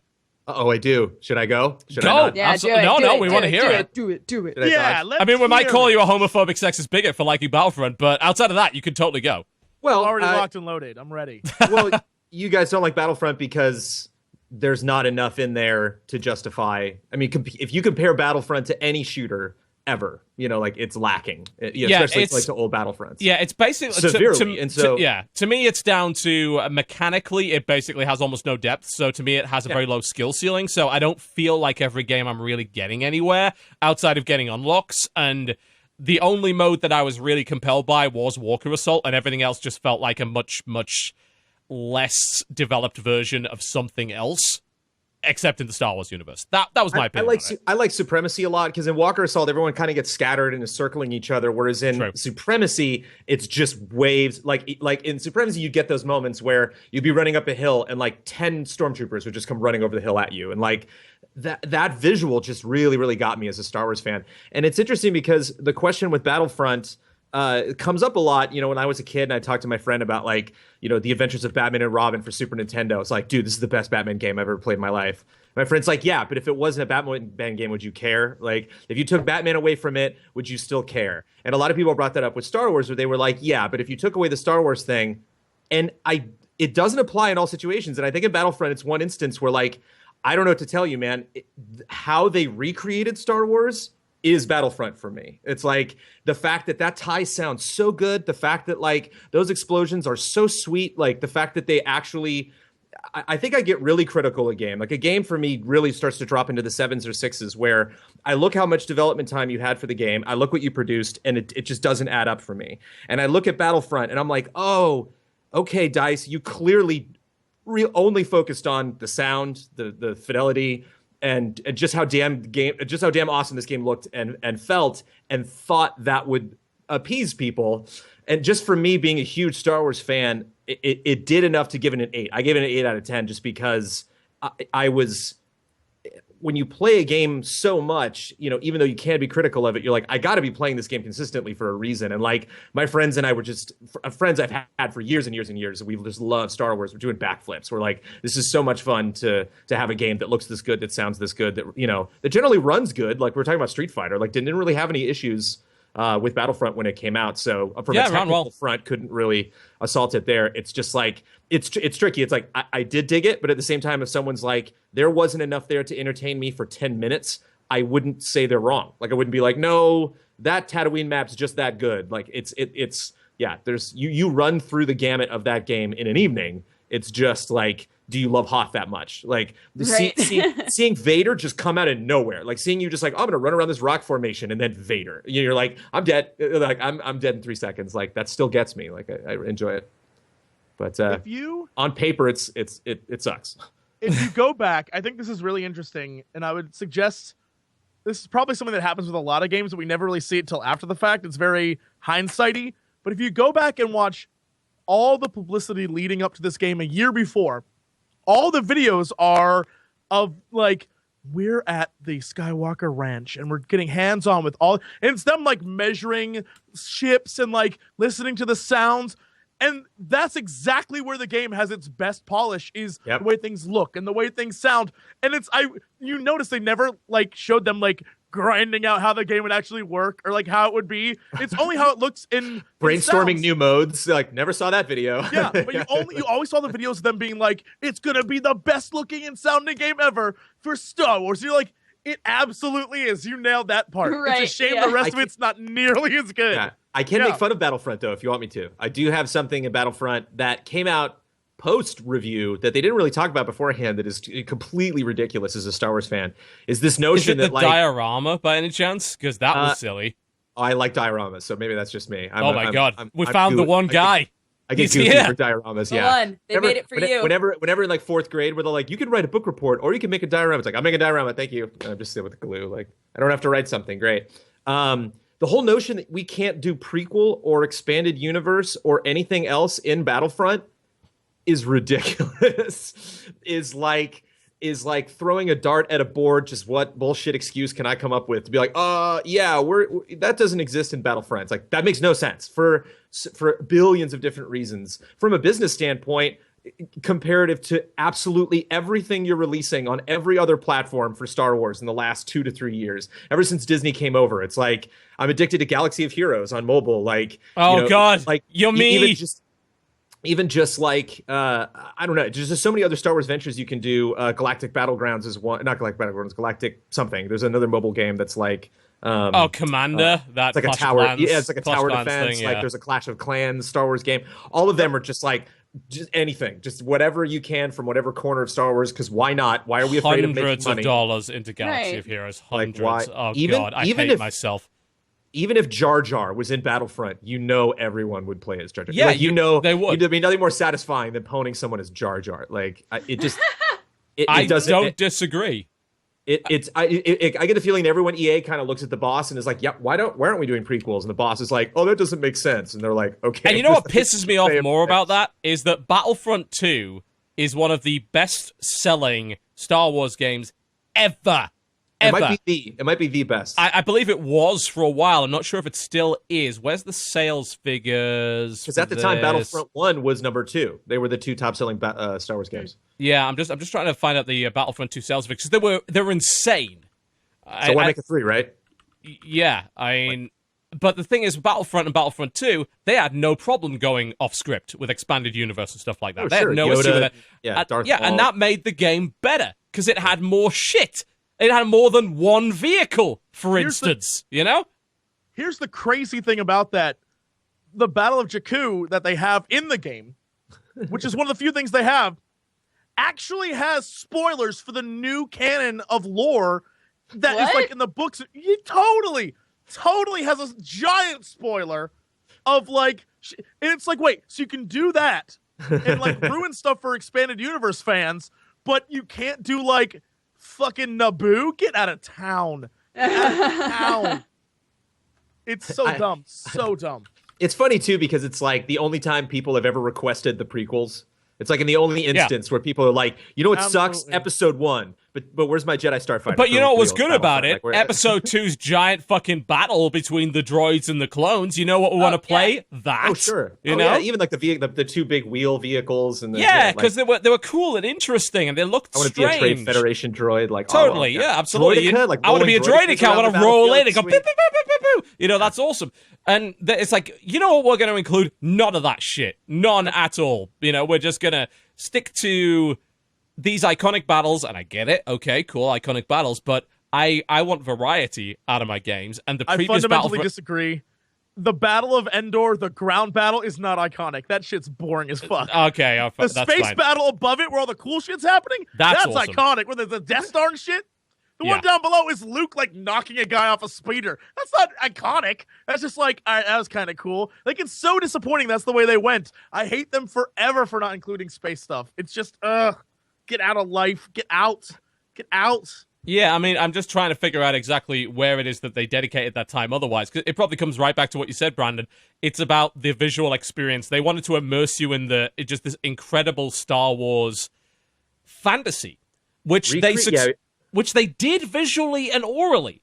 They just didn't in terms of gameplay. And I kind of have the opposite opinion to you in the sense that disappoints me more. Because as a Star Wars fan, I'm like, oh my god, you realized the visual aspect of this in the best way I've ever seen. This is the best looking Star Wars game out of any Star Wars game ever by a country mile. It's the best sounding Star Wars game ever by a country mile. And the gameplay is the depth of a paddling pool. And that pisses me off so badly as a result. Because I wanted to be immersed in the fantasy. But as a gamer, I can't because I just, I'm running around and I see the walls, it's like I'm in this virtual world. It's like, wow, I can go anywhere. And then I realize where the invisible walls are. I'm like, shit, I'm in a sandpit. That's where I am. I'm not in a fucking world. I'm in a goddamn sandpit. And it sucks. And I really wanted more from it. And I just didn't get it. And that disappoints me. But you're right. I mean, as a technical achievement, that game is a marvel. It runs well. It's one of the best looking games ever made by anybody ever. I mean, I'm not just talking about Star Wars, I'm talking about any game. Well, I mean, licensed especially. Like, there's no Harry Potter game that looks like that. There's no X-Men game that looks like that. There's no Star Trek game for sure that looks like that. Don't mention that. God. Don't bring it up. Uh-oh. I'm still playing Star Wars on Star Trek Online. It's not very good, but I keep playing it anyway. MMOs rule. I will never fault anyone for playing MMO. I collect nothing but virtual ships that I gamble virtual money to get in that game. I am the worst. I don't even play that game anymore. I piss the people off in... I'm still in, like, the Reddit fleet or whatever, which is, like, called Reddit Alert or something like that, which I thought was kind of my god, yes. Yeah, yes, it's so good. I know, I'm sorry. It's like so funny, I love it. Yeah, and I collect those ships, and I'm like, I have the fucking Krenim time ship, which is like a less than 1% drop from a crate that you have to pay money to open. I have the Krenim time ship, and I haven't even put any guns on it yet. All I do is fly it around in the Starbase Earth area and make people jealous. I don't even fly. They're like, I've been playing science for 6 years. This is the science. This is my fucking golden fleece. I am Jason. I am pursuing this. And I'm like, yeah, I got one. It's pretty cool. I don't use it for anything, but it's kind of fun just to kind of fly around in circles with them. Like, you fuckbag! Captain Admiral Fuckbag! Why is... Yeah, that's what I do. It's Star Trek. That'd be the best name. Yep. I do fly around my Jem'Hadar attack ship, though, and it's fucking awesome. I love flying that. I actually have equipped that with guns, and I do real missions in it, but the other stuff, I'm just like, I'm an asshole. I collect the ships you dream you could have. And then I fly them around in circles, and that's it. That's MMOs. That's what you do. Yep, I'm a space whale. That's what I am. Space whale. Space whale. Speaking of spending money on free-to-play games, I've been spending a bit on Marvel Heroes 2016. You continue to play. I do. So I now have 2 level 60 characters. Leveling up in that game is quite quick, especially if you have the right setup, you know what to do, and you bought a shitload of leveling boosts. But outside of that, that game is so much better than it used to be. Oh my god, it is really, really good now. It is Marvel Diablo, and they said, you know what? Comic books are silly. Let's make this even sillier now, because it used to be pretty dull, honestly. Right. When it first came out, that game was not good. It took Iron Man and made Iron Man the most boring man in the universe. You know, his attacks sucked, his animations sucked, all of his sound assets were terrible, the levels were empty. So, like, you know what we should do? Why don't we put in 10 times the number of enemies at once? Or why don't we make all the attacks basically hit the whole screen? Does that feel super heroic to you? I'm like, yes. Yes, it does. So I decided after leveling up my Deadpool, I got my Deadpool to 61st, and then I said, you know what? I'm going to play Cyclops. People are like, you should play Cyclops, because Cyclops at level 50 gets a bonus called a synergy bonus, where every other character you play gets 10% bonus XP. I'm like, what? Okay, that sounds great. Apparently, also, every time you level a character 16 in that game, your next character gets an experience boost. So it keeps getting faster and faster and faster, which is a really sneaky business model because, of course, you have to pay for characters or earn the currency in-game. You can now earn the currency in-game to unlock them. You never used to be able to do that, which was awful. That's like one of the real reasons why that game was terrible initially, because to get the character you wanted, you either had to buy it, and some of them were $20 each, which was fucking insane. Or you had to get a random drop for that hero, and you couldn't trade it either. It was terrible. Right. Now, there's something called Eternity Shards, which drop like every 10 minutes, and you can collect enough of them to either get a random hero for cheap or the specific hero that you want for free. I logged in yesterday, it just gave me a random hero for nothing. It's like, hey, you've played for 7 days, here's a hero. Out of nowhere. Like, okay. I got Emma Frost. I had no intention of buying Emma Frost, but I now have Emma Frost. Great. So I thought, all right, I'll try Cyclops. I probably won't like him. Doesn't seem like my kind of guy. Full-screen I-beams.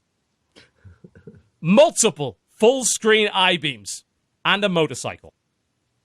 Perfect. You have both of these things. I'm sold. Yep. So you can literally take off your visor and the whole fucking screen melts. For 5 fucking seconds. It's just called visor off, and this giant beam that covers basically the whole screen channels out for 6 seconds, and when the dust settles, everything is fucking dead. The damage numbers are woo, or everywhere. Crits. And there's another one, which is just this is optic devastation. This hits a 270-degree angle. It just goes boom! Out of nowhere, just a big attack, and then this 500,000 damage per target. Boom! Everything's dead. This is perfect. And he's got multiple kinds of beams. Or for some reason, you can play him as a martial artist. I don't know why you'd do that, but hey. It's like is it Wizard in Diablo that does the like? Zzz? Yeah, he's got that. He's got multiple kinds of that. Yeah, that's so awesome. he does one that goes through everybody but slows, and then he's got one that locks onto a target, a single target, and like stacks up damage the further it's on. So you can do a focus beam on like a boss character, or you can do a beam that just goes through everybody and hits everything. And he's also got a tree, which is really cool. I might actually respec into this, where the whole idea is all of his abilities are calling in other X-Men to do his dirty work. Literally. So he's got like That's 5 awesome. Or 6 abilities, which is like call in Beast, call in Jean Grey, call in Iceman, call in Angel. And you can just do that. You can be a character that literally does that. You know, you don't have to use your I-beams at all. You can be like, go get him! Get him! Go on, bush. You know, you can be the commander of the X-Men, you know? And that character feels so unique based on, they have like 60 fucking heroes in that game. They have 60 character classes or so. And they all feel a bit different. And that's what really gets me about it. It's like, how did you do this? Like, why does... You know, I have 2 characters, which are basically ranged characters, that being Deadpool and Cyclops, and they both feel really different to each other. I'm like, that is really impressive. I played a bunch of others. I play Hulk right now. Hulk is so much fun. He smashes everything. He's great. But then I went and played Colossus. I'm like, is Colossus going to be the same as Hulk? No. No, he's much more defensive. He's got like an armor bar. So the more he punches, he builds up this armor bar, which basically takes damage for him. So it makes him invincible while the armor bar's up. Cool. So you have to keep your armor bar up. I played Star-Lord. I'm like, okay, how's Star-Lord going to play? Well, he has this elemental gun that loads ammo into it. And you load the ammo, and it gives you like several charges of it. And each elemental type does a different thing, but every time you load the ammo, it also shoots a special ammo bullet as you load it, which does a different thing as well. So you're rotating out of these 4 different types of ammo based on what opponents you're going through. I was like, this is, again, completely different to playing something like Punisher or playing something like Cable. I'm like, wow, this is... This is actually surprisingly really, really good. See? There's so many Marvel games. What is this one specifically? It's called Marvel Heroes 2016. It's a free-to-play game on PC. Got it. It's basically Marvel Diablo. I'm familiar with that, yeah. They spent several years making this game not suck. Like, when it came out, it sucked. And I said it sucked, because it was bad. You know, it really was. It was exploitative. It's so much better now. You can play any character up to level 10 for free. So one of the main problems I had initially was you bought a character for $20 and then you realized you didn't fucking like it. You were fucked. Now, you can play any character up to level 10, so you can figure out, okay, I dig this guy. You know, I played a few characters. I'm like, you know what? I'm not into this. You know, this is not my style of play, so I'm not going to play him any further. And then I found the characters I liked. So, you know, I've got 2 level 60s, and I'm now doing what's called, they just introduced a system called Danger Rooms, which is very much like the Path of Exile maps that you can get, where everything is a randomly generated dungeon, which has different bad things going on in it. And the more bad things that are going on, the better your loot is. So it gives you a challenge rating. It's like, the last one I did was, it was called Thunder. I'm like, Thunder? So I walk in there, and lightning starts striking everywhere and never stops. Like, oh, fuck. So I'm dodging lightning while fighting everything, and I get like 3 uniques at the end of it that are all like high-level uniques. I'm like, yeah, I got the loot. This is really feeling good. They've got raids now. You know, you can go in and raid people. You know, there's PvP in the game now, which is kind of in beta, but still pretty cool. There's all sorts of different, like, high-level challenges. You could do what's called terminal missions, which are basically dungeons, but you could do them at 3 different difficulty levels. I went and fought Dr. Doom, and he's like a 3-stage fight where the fucking universe caves in on you. It's pretty fucking cool. I just want to point that out. Like, I am so psyched that it's so much better than it was. It was so shitty, and now it's so much better. And I'm really happy. It's so cool to find that. Also, Deadpool has a fucking scooter. Yes. You know how Cyclops has a motorcycle? Which, like, it's basically a movement power, so let's move around. Deadpool has the same thing, but it's a Vespa. So he gets a little Vespa. Oh, yeah. You can also have your sidekick also be Deadpool. So I have Deadpool, and his sidekick is Kid Deadpool, and my pet is Head Deadpool. Headpool. It's Deadpool's head with a little helicopter. Yep. I have a special that's called server latency, which is like one of his ultimate abilities, and he summons 3 other Deadpools, and it's called multiplayer. It's like, there are more Deadpools now. It's like 5 Deadpools. Like, great. This sounds like Deadpool to me. Mm-hmm. Yeah, so I'm psyched about Marvel Heroes. I've been playing a lot of that this week. It's really fun. What else has everyone been playing this week? Anyone got something to throw into the ring? Fire Emblem Fates. Oh my goodness. Yes. Okay. Let's talk about Fire Emblem then. Not talk about that game. Yeah, I just got my copy a couple of days ago. I haven't played it yet. Okay. Which one did you get? All right. Well, I got the collectors, so I have all. Okay, you got both. Okay. I beat Birthright, and it is super like if you're wondering what the good guys are, Birthright is like legit. We're the good guys story. There's no doubt of that. Like it is. We're the good guys. I got Conquest. I'm the bad guys. And Conquest is like one of those. I've been playing a little bit of Conquest. It's basically we're bad, but I'm gonna take down the bad guys from the inside by also doing some pretty awful things. So it's a weird, interesting, fine line. But you're not a good guy. I definitely would say, just out of like, I guess this is my personal opinion. It's much more like dating sim, shipping sim than Awakening. Which is weird because I thought they took some of that out in the localization that's got everybody a little bit hot and bothered. No, it definitely, like, they took out like the weird stuff that's like, I'm rubbing you now to get you awake.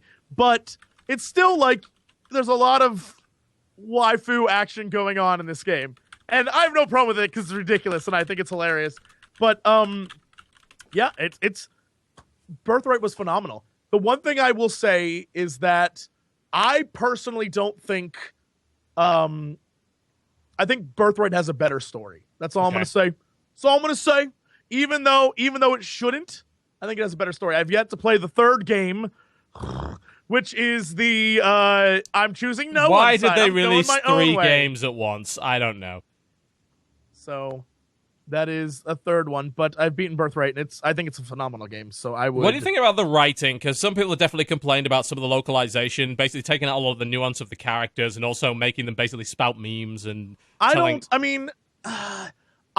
think it's like good bad. Is that... Can I good, say... bad? Okay. Like you know, like it's not... It's like when you go see a bad movie... Mm-hmm. And it turns out to be really entertaining. That's where I'm at with this game. But I'm not that way with most awful localizations. I agree. I don't think it was localized very well, but I don't think it's a detriment to the game. I don't think to me, it affects it in any way. If anything, it makes it very entertaining for me. And some of the voices, I'm just like, oh, that's silly. But I haven't checked because I don't really care, but I think the word is that there is no Japanese VO in the US release. But I have not checked. I cannot confirm that because I don't even care at all. I'm one of those people who's like, when people's like subbed or dubbed, I'm like, I don't care. Like, just whatever. I mean, I'm gonna be honest, I never cared about the fucking story of Final in the first place. I care because it's a really goddamn good SRPG. Like, it's got really great mechanics, and I love the battles. I mean, because again, it's like Shining Force 3, which is one of my favorite games of all time. But Fire Emblem is that brought bang up to date. And that's all I cared about. I couldn't even tell you what the story of the last game was, and I almost beat it. And I didn't care, because I was in it for battles and leveling. That's why I played it, and it was awesome. Yeah, I think this is a great one. I think this is great. I think my hope is that when you finally beat all 3, you get something, like, rewarding story-wise out of it. Because of course you don't, but I'm like halfway through my second run, and I'm just like, all right, it just doesn't feel as good as Birthright, so we'll see. Because you would imagine, like, I'm the bad guy, and I'm taking down a badder guy from the inside is, like, kind of a cool concept. It's just, the story isn't as, like, in-depth as the first one, so I don't know. Hopefully it'll all work out in the end. Yeah, I'm gonna play it. I have a copy of it. Again, I know that some people are upset about the localization, and I don't want to disregard their concerns. It's just I don't care about the story, and I never have. You know, I'm all about them battle mechanics. They could have the worst story in the universe, i.e., Project Cross Zone. And you'd still play it. And I'd still play it. Yeah, I absolutely would. But I am told that the localization is actually just really poor. Like, it's not necessarily just censorship. You know, I know they took some stuff out because, you know, when it comes to Japanese games, there are sometimes some kind of weird things that just don't really fly all that well in the West. A lot of like underage characters and things like that. It's like, I'm wearing a bikini, but I'm 13. Like, okay, maybe not. But the problem is that apparently they also took out a lot of real character development and actually changed the writing to the point where a lot of it's nonsensical. Did you see the posts that were being made? A bunch of I'm trying to think who oh my god, some news site posted a article that was along the lines of when voice actors were brought in to do the roles, they were given no like description, just here's your character and here's the line, do it. And then one of the voice actors wrote and was like, no, that totally didn't happen. And then they were like, what did you get from it?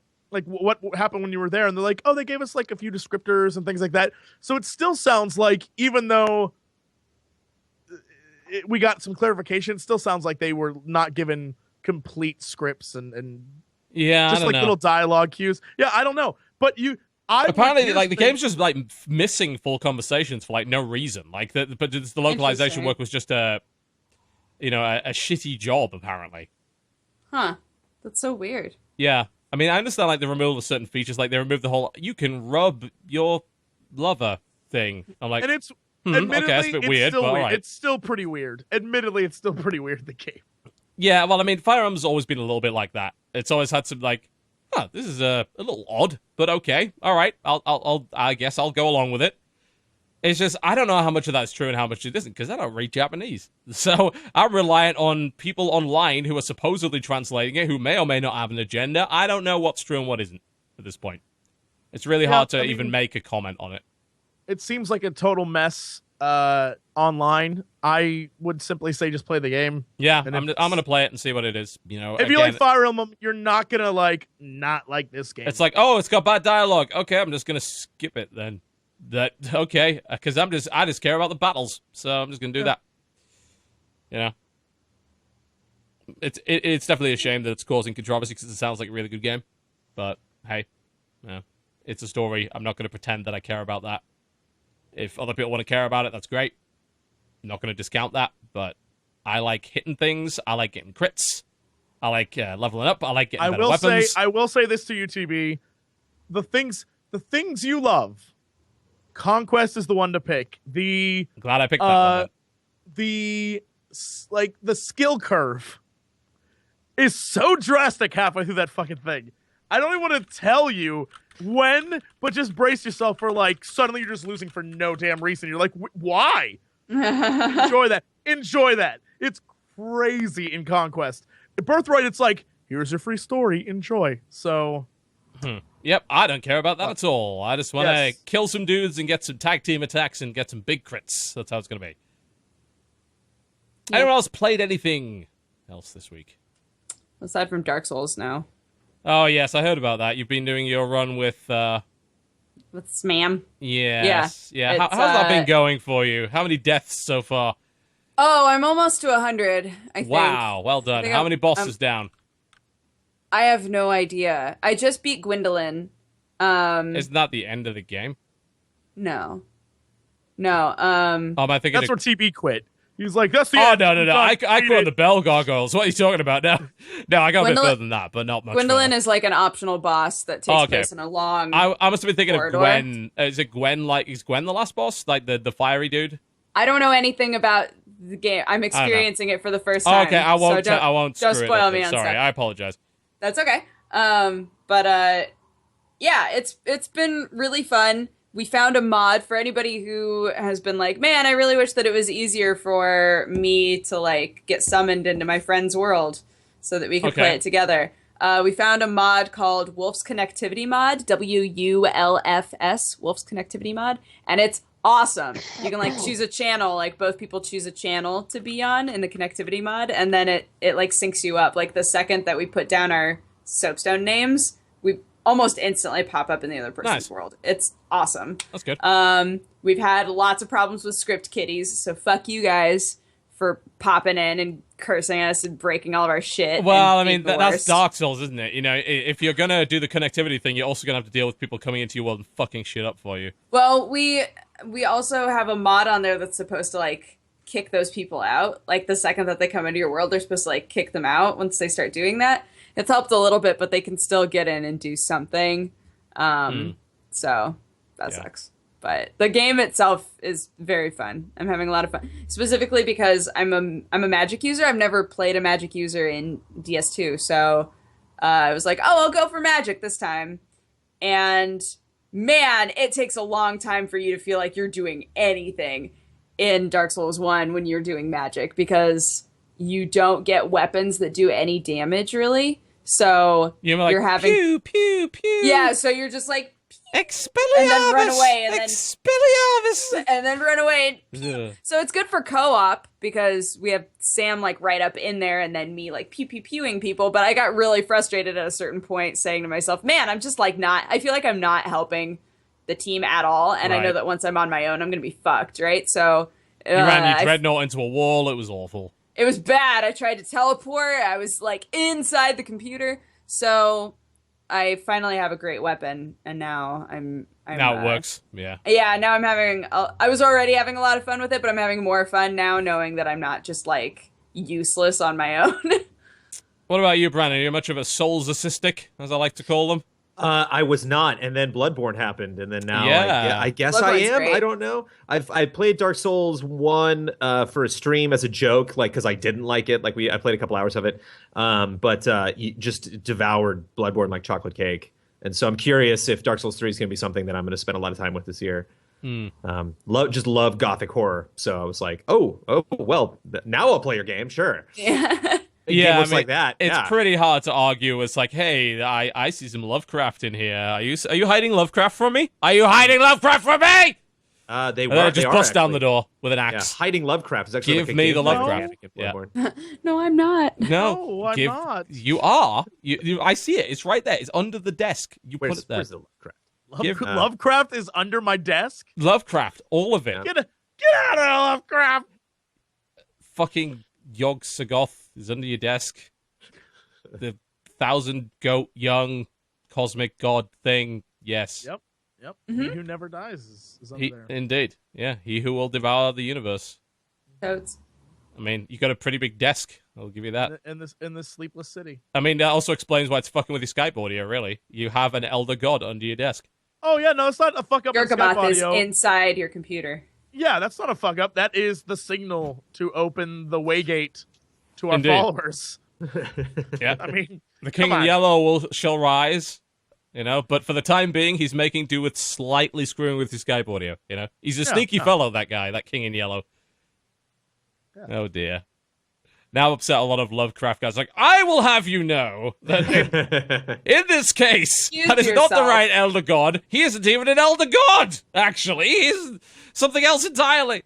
I still need to listen to some of those Lovecraft novels by the guy that does Darkest Dungeon. I do need to get them on Audible because, perfect voice for it. Oh my god, is it? Yeah. You know what made me kind of feel bad? I discovered a book that is right up my alley by, I think, John Scalzi. It's called Red Shirts. And it's exactly what it sounds like. It's about ensigns deliberately trying to avoid going on dangerous missions and getting murdered. Like, in the first few pages, kind of minor spoiler, I guess, an ensign gets his face eaten off by a worm. Like, out of nowhere. Perfect. It's funny, and like, as someone, obviously, that watched a lot of Star Trek, it's like, this is right up my alley. Like, great, I'll get it on Audible. Narrated by Will Wheaton. Oh. No! Like what you do, don't like your reading. Like, I stopped 2 chapters into Ready Player One and just read it. I'm just not a fan of your voice. I don't... Well, I mean, it's a personal preference, right? There are some people you like reading you stuff, and there are some people you don't. And, Will Wheaton is one of those people that, I got through 2 chapters of Ready Player One, and I just read the book, and I'm just glad I read the book. Because, frankly, I just would not have enjoyed him reading these things to me. So... It's a shame, but it is what it is. So I'm now reading John Scalzi's Red Shirts, and I'm fucking loving it. You're just uncomfortable with the idea of Wesley Crusher reading you while you lay in bed. I mean, I don't want him that close to my ear. Like, I don't know if any of you have that feeling with Will Wheaton, but that's a little too close for comfort. Not okay with that. But there are other people that read books on Audible that are better, I think. So I tend to get those instead. Yeah. Yeah. Not a video game. Should be a video game. I'll play Red Shirt's the video game. In fact, isn't there a game called Red Shirt? I think there is, actually. Isn't that FTL? Isn't like FTL Red Shirt the video game? Might as well be. Red Shirt was a comedy sci-fi social networking game. It was bad. It was a really bad game. I played it. I know. I tried to play it and I really wanted to like it and I hated it. Which was really unfortunate. It was all about hey, you're an ensign and this is about your social life. And it's that's potentially fun. And I mean, that sounded like it was right up your alley, Dodger, and you fucking despised it, right? I really didn't like it. Yeah, it was not good at all. Oh, God. That sucks. Wasted potential. Such like Horus Heresy Talisman that is awful, I might add. Oh, God. I know, you want to play it with me. I guess we will play it. I'll get high or blind drunk or something to tolerate it. Or both. Yeah, preferably both. Or both. Yeah, I mean, Talisman in itself is a really bad game. It's always been a bad game. It's advanced snakes and ladders. Disagree. It's terrible.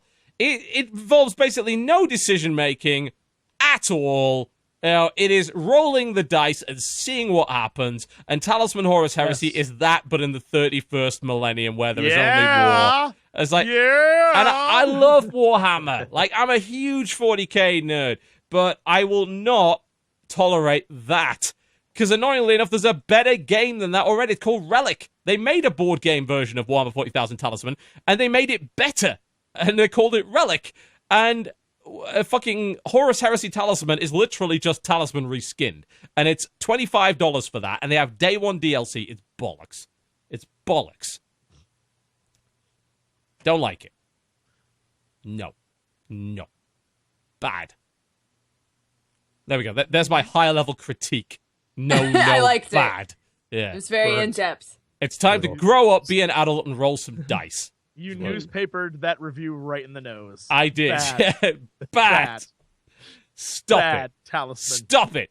I actually heard rumors that they're going to be eventually porting Relic, and they're going to take out parts of Relic that actually are good. I'm like, no. What are you doing? I heard they were going to take out what's called exploding crits, which is when you roll a 6, you roll another dice and add that. Which is a good element because it means that you can't snowball and be immune to everything, Right. And they also said, you've got to take out weapon charges. No! The reason weapons have charges is so people can't get so far ahead that they're untouchable. The whole point is that you can't collect 5,000 items and be invincible. But no, we're going to take that out. It's no, you're idiots. What are you doing? You can't design games. No. Let Fantasy Flight do it. They know what they're doing. They've been doing it for 20 years. You suck at this. Sorry, I like board games, and this board game's not a good board game.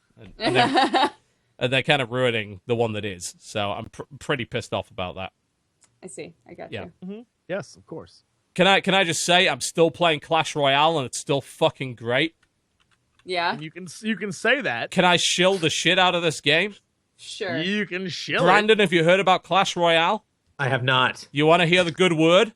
You had my interest in Clash. I was like, Clash? But the Clash Royale I have not heard of. Can I tell you about our Lord and Savior, Clash Royale? Go on. The best multiplayer mobile game that exists ever. Can I tell you about that? Because that's what it is. It's fucking great. I'm going to just eat a bunch of halls and hope that I die. Can you overdose on halls? Right. You could try. I'll try that. Yeah, give it a shot. I'll try that right after I download this. You got 45 minutes left of the show, so begin now. I love Clash Royale so much. I love it so much. It is, it's basically a complete ripoff of a Warcraft 3 mod, I think called Castle Attack or something, or Castle Defense or something. But it's so good at what it does. It's really quick. The games are done in 3 minutes. It's you have 2 lanes, you have a castle, the castle has a king in it. If you kill the king, you win the game. Alternatively, once the timer runs out, the person that's killed the most towers wins. You have elixir, which is your currency. It generates at a set rate. You spawn units out of a deck. You have 8 units in your deck. You have 4 in your hand at a time. They each cost a different amount of elixir. You spawn the units, they go down the lane, they fight shit, and you win. Or lose, as I frequently do. And the games are done in 3 minutes, and it is so slick. You get a game so fast. What gets me is how is the matchmaking as quick as it is? The game isn't even out in all regions yet, and it takes me a maximum of 2 seconds to get into a multiplayer game. And it's usually quicker than that. I press battle, and I'm instantly in multiplayer playing right then and there. No lead up, no waiting, no bullshit. I love it. It's so good. And if I lose, I just get into another game immediately and just play again. Or I tweak my deck. I'm like, you know what? This unit composition is working. I'm going to try something else. I go back in. I play it again. Come back every few hours to open a chest for free and get cards for free. And then play. And I love it. I absolutely love it. It is so much fun. If you're in Canada or New Zealand or Australia, I think right now, you can play it. Well, I'm screwed then. But if you can either get a review code or it's coming out in March worldwide. All right, cool. It's so good. It's so fun. It's really great. Just saying, like it really is. It's and I'm finding a lot of intricacies now that I've played a lot more of it. Like it's got a lot more depth than I first thought. Like timing is a huge deal in that game. Like spawning your units in the right place. For instance, considering the range of each unit. And also taking advantage of the little arches that you have on top of your buildings without getting your buildings damaged. Huge factor in that game. So it's like, okay, there's dudes heading my way. Shit. All right, where do I spawn my dudes so I can get them right on the edge of the range of the tower so they can't hit the tower, but the tower can hit them. So the tower helps in the fight, but the tower isn't getting damaged. You know, and there's actually a lot of precision involved in that. There's a lot of spacing, a lot of understanding how exactly each unit works and what the maximum range of each unit is so you can engage optimally. Spawning your units in the right place, for instance, so they go after the right target. That's a big deal, you know? Figuring out, okay, this guy's just used this ability, so the chances are he probably can't counter this for a little while, so this is where we push now, you know? Understanding the momentum and the flow of the combat. It's really great. It's super easy to get into, but it's really, like, it's got a lot of depth. It's got a lot to master. So I hugely dig it. Some people are saying that the players are fake players, the CPU players. They don't feel like it. Like, if they've managed to make that AI feel like a real person, then all power to them. Because I couldn't tell. They feel like real players. If they're faking players, then they're doing it really well, I gotta say. So, I mean, someone actually pointed out in the chat, is like, is he describing footsies? I'm like, that's exactly it. It's a fighting game principle. It's exactly that. Understanding the range of your character versus, the other dude. It's the same principle. It's a fighting game. But it's this kind of casual, fun, competitive, little light strategy game on mobile that's really fun. Just saying, don't dismiss it just because it's from the Clash of Clans guys. It's really good. Really good. It sounds like it's fun. I'm going to play it when it comes out for sure. Yeah, it is. It is. I love it to death. I'm playing it every day. I play it like every chance I get, honestly. It's like, oh, I've got a few minutes. I'm cooking food. Let's play Clash Royale. I'm on the toilet. Let's play Clash Royale. Yeah, it's perfect. I'm going to sleep. No, I'm not, because I'm playing Clash Royale. I should probably stop that. But it's pretty good. Pretty good. Love it. Anyone else been playing anything else this week that they'd really like to talk about? God, I wish I could talk about SUPERHOT, but I can't. It's the fucking embargo. It's Thursday. But that game is wacky. That game is weird in the best possible way. I just don't want to talk about it. I can't. Right.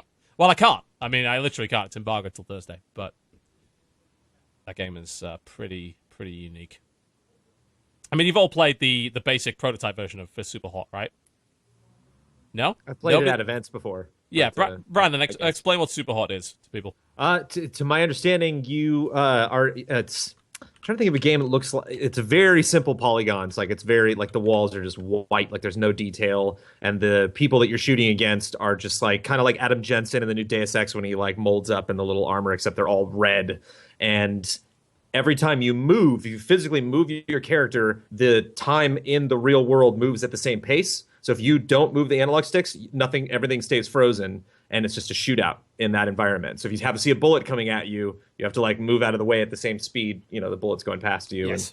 And shoot people, and then move once your bullets are in the air. And it looked really fun. It's funny. Earlier in the show, we talked about games that demo poorly. SUPERHOT demo's great. Yeah, you can spend 5 seconds with it and get it, and you can spend a half an hour with it and have a good time. Yeah, you can play online. Like there's a prototype version. I have the full game, and it's a lot more. They flesh it out quite a bit, but the principles are the same. It's so unique, and it feels so unique. Good to get it right. Oh God, it does. Yeah, when you nail that, the right combination of moves, because it's almost like playing a turn-based game. Because as you said, time only moves when you do. So you see the bullets come in, it's like, okay, I need to dodge this. I have 2 bullets left in my gun. I need to kill this guy. As he's falling, I need to grab his gun out of the air and shoot the other dude. Then throw my gun at the guy that just spawned behind me. Then I'm going to pick up this bottle, and I'm going to hit this guy in the face with it. And then I'm going to punch him, and then I'm going to grab the shotgun from the ground and blow his head off. And basically all that happens in game time in the space of 1.5 seconds. But you're planning your moves out because it's all like, the stuff that you're going to see online is mostly like older versions of prototypes. But that game is fucking cool. It feels so good to get it right in that game. Super hot is fucking cool. Is that the headline? Super hot is fucking cool. It's time to grow up and play super hot. I'm just saying. It's pretty great. But I can't talk too much about the full version, unfortunately. And there's a lot of really crazy story shit that goes on in that. So, yeah. Careful not to get spoiled, because a lot of the experience, I will say, about that is experiencing the weird-ass story that comes along with it, because it's fucked up. I will tell you that. It's pretty cool. Anyone else? Anything you want? Nope. We'll go to break. If nobody's got anything else, last chance. Are you raising your hand, or are you saying let's go? I'm saying Brandon. I'm good. You're good? Excellent. Okay. We have described all the video games. Ladies and gentlemen, there are no more. No more video games. So we're going to take a break. When we come back, talk about the news. You're watching the Co-Optional Podcast. Don't go anywhere. Ladies and gentlemen, welcome back to the Co-Optional Podcast. Let's do some news. There's not really a lot to go on this week, but I will say probably the biggest $800 elephant in the room is the Vive announcement. We've finally, we know how much it costs now. The HTC Vive, which is considered by many to be the competitor to the Oculus Rift, has been announced as an $800 product as of today. Less than they were expecting it to be, more than the Oculus costs, though. You basically just ended the segment right there. So thanks for that. You've ruined it. You're welcome. But Knowledge. But you're totally right. Yeah, the initial reaction to the Vive being $800 was like, okay. And the initial reaction to the Oculus Rift being $600 was like, why are you stalling? All of you? Why is every one of you stalling? It was pretty vicious, the backlash to the price announcement for the Oculus Rift, but the price tag for the Vive, of course, being higher, did not, in fact, result in this. And it's exactly as you said, because HTC and Valve had never given the impression that it would be anything less than that. In fact, they'd actually given the impression that it might be more. People were saying it was probably going to be around $1,000. Yeah. And it's less than that, like by hundreds. So they're like, oh, cool. Yeah. Whereas with the Oculus, everyone thought it was going to be cheaper than that, because it was like kind of casually quoted as being cheaper than that. So the backlash was much bigger. It really was Oculus's fault. I mean, in terms of their PR, they floated this idea that it wouldn't be $600 for a long time, and then only a few months before started dialing that back. And that was a bit too late, because they'd been pushing it for years as that. And then people's like, oh, okay. That you didn't say it was going to be like that. But for Vive, they never ever suggested that it would be cheaper than that. Some people had, but there were weird people online. I mean, I told people, it's like, there's no way it's cheaper than the Oculus. No way in a million years. And of course, it wasn't. But it's worth bearing in mind that the Vive does come with some controller stuff, and it comes with these lighthouse things, which are supposed how you set the room up. Brandon, I don't know if you got a chance to play with any of the VR stuff, because I imagine, like, as someone that worked for Gametrailers, you probably had more access to events that actually dealt with this stuff, whereas we've had a very inconsistent experience with trying this VR out. Can you tell us anything about any of this stuff? Yeah, I consciously never really put myself at the forefront of like, got to get in on VR, got to see this stuff. VR is kind of something that I'm just going to sit back at, high tide and just let the wash, kind of come over me on the beach. It's just that seems like the right way to be, right? I'm gonna let VR come to me. Yes. So like, when the $600 got announced, like I was not in the camp where I'm like, this is overpriced. This should be cheaper. It's like, why on earth should it be cheaper? This is the first. We are just now getting into this. There's no rules. There's no shoulda, coulda, woulda.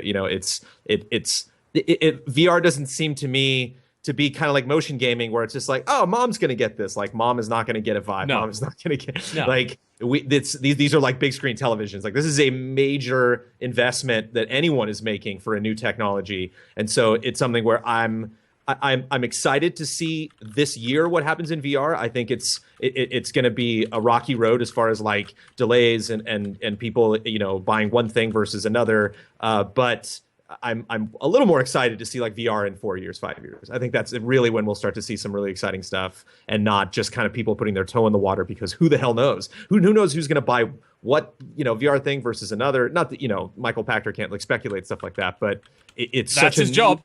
It's such a new thing that I kind of just enjoy sitting back and watching it be new. And then when I have it, go to an event and have some friend just grab me by the shoulders and they're just like, you need to buy it because you have to play this game. Like, then I might actually consider like, okay, now it's time for me to go home and play VR. I also just like to kick back when I play when I play video games, and VR is very active, isolates everything else, and not necessarily something I look for when I'm like looking to just kick back. What's interesting is that, having used the Samsung Gear VR for quite some time, I will say that there are actually plenty of experiences in there which are just about kicking back and enjoying being immersed in something. There's I've been trying out all sorts of different things. Like there's a cool little thing where you're in the audience of a WWE pay-per-view. That's amazing. I would pay for that every time. There's a Cirque du Soleil one, which is awesome. And I could say this is someone who's actually seen that very show. It's a clip of Zarkana where you're in the audience. I'm like, I've seen Zarkana. And this is I still like doing this. This still feels so immersive, so fun. There was one where I was in the cockpit of one of the Blue Angels, where you get to look around the cockpit as they're taking off. It's like, this is amazing. And that's not even good VR. Like, Samsung Gear is not great, but I use the Samsung Gear mostly if I'm stuck in a small room, if I'm on a plane, or if I'm, kind of more morbidly, like at chemo or whatever, and I don't want to be there, I put my VR headset on and I watch Netflix in a virtual ski chalet. Or I watch a movie on the moon. And the feeling of space and the relaxation that you get from that is awesome. So, as much as VR is pushed for gaming as a very active kind of, hyper-aware experience, there is actually a lot of potential for even therapeutic uses of VR, I find. Because, I've tried some of this stuff before. You can go into a Zen garden and it feels good. It feels relaxing because it's all around you. So, hopefully, this is what we'll be able to do with this as well. I mean, the cool thing about being on PC, of course, is that you can run literally anything. You don't have to worry about, you're on mobile, we don't allow certain experiences, There are some experiences that no doubt you would quite like to try that may not be allowed on mobile devices. I have no idea what you're talking about. I don't have a clue. Yeah, I don't follow. No? Huh? I don't follow at all. Like, I don't know. You could go more in detail. That would be great. You could explain. I'm not sure if I can do that. I think Twitch guidelines do not allow me to do so. But there are ways and means. But on PC you get access to pretty much anything, so that's cool. I don't follow. I don't know what that could be. Yeah. Okay, yeah. I don't. Yeah, I might just be making things up. I don't know. Could be something. But I definitely think that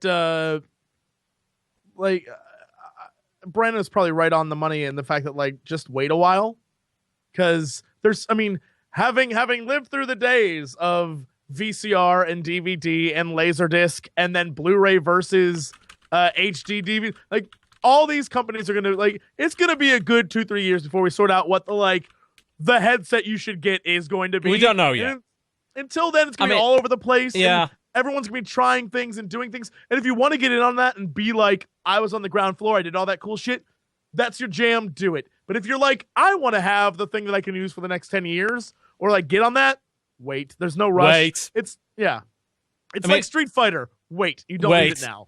No, you don't. I think the problem is that people have said 2016 is going to be the year of VR. They're right, but only 2016 is going to be the year of enthusiast VR.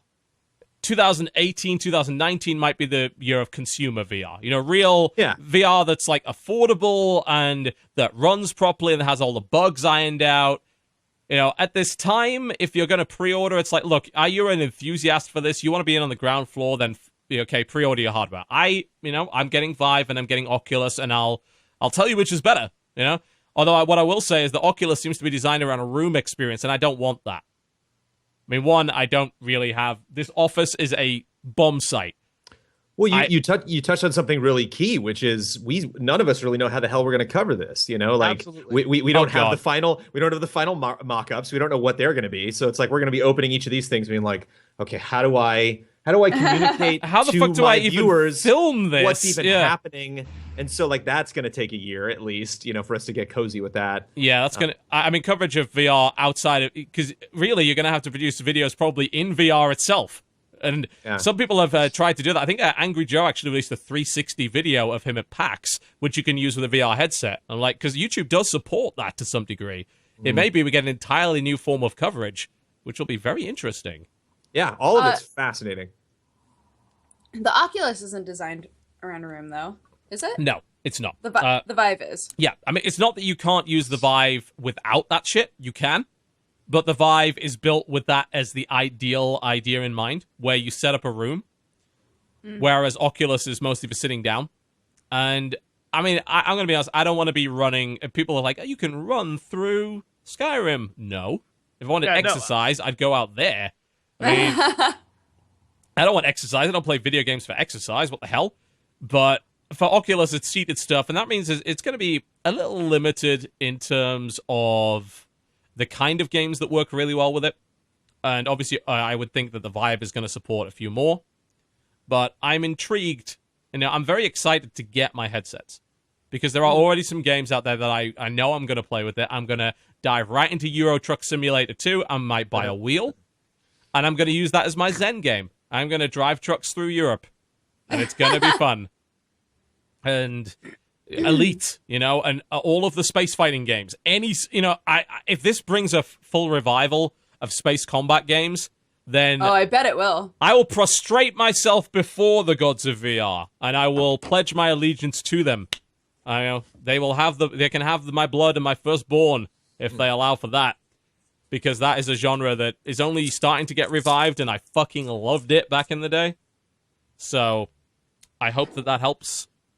But it is not for people that want a cheap consumer, bug-free experience right now. This is the first wave.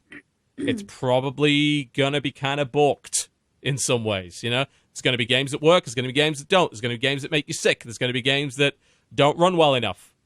I mean, you need minimum 90 FPS at a high resolution. That's tricky. You need a decently powerful PC to make that really work properly. That's going to limit the number of people that can do it. We still don't know how Morpheus is going to work out. How's PlayStation VR going to work out? How much is that going to cost? That has a separate processor. Because we knew the PlayStation 4 couldn't handle it. So it has a separate external processing unit. So how the fuck much is that going to cost? Is it going to cost as much, if not more, than the console? Because I don't think they can afford to take a loss on that. They're already taking a loss on the console. Right. Are they going to sell it at a profit? Because isn't that going to be like $600 minimum then? How many console gamers are going to buy that? I don't know. It's a mystery. But $800 for Vive. Wait. Let porn make the decision for you, I say. Yeah, trust me, porn has already made the decision. They have already made it. They made it as soon as Google Cardboard came out. I just imagine, like, the president of porn comes out on the podium, you know, it's just like, ladies and gentlemen, we've decided to go with, yes. What is it? They reveal it from a curtain. Oh my god, yes. Oh. I mean, porn has driven video technology for ages, you know? Porn won the VHS war. Porn won the DVD war, you know? Every time they decide, man. That's where the money is. Don't let anyone tell you otherwise.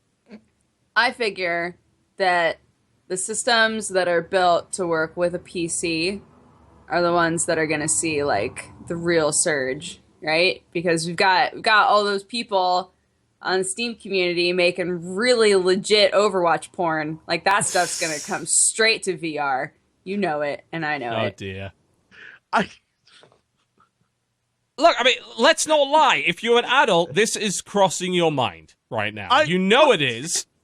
Yes, if you're not an adult, even if you're crossing your mind. If you're a teenager, it's probably definitely crossing your mind. It's like, look, you're buying it for gaming, but it's in the back of your mind. It's like, porn? I visualize it as being a frustration simulator because it's like it takes it from I'm watching it on a screen to I'm in the room and I can do nothing and about I still it. can't touch anything. That is, haptic feedback. Enjoy that. The juicy controller will finally pay off. Oh God, that thing. Finally. Oh Jesus, the penis controller. Yes, that's what we want. Brandon just has this shocking realization in his eyes, like, oh God, that exists. I'm looking forward to like going to an event in the future and like meeting someone, and I'm like, what do you do? They're like, oh, I run a YouTube channel, and like, cool, what do you cover? And it's like just VR porn. I mean, VR porn. Like, that is literally all we talk about. Oh my God! The best part would be is you could run a VR porn channel on YouTube and never show the actual VR porn you're watching, just you watching it. You have just invented a new level of terrible reaction channel, and they're already bad, and you made it worse. How did you do this? You're a mad genius. Amazing.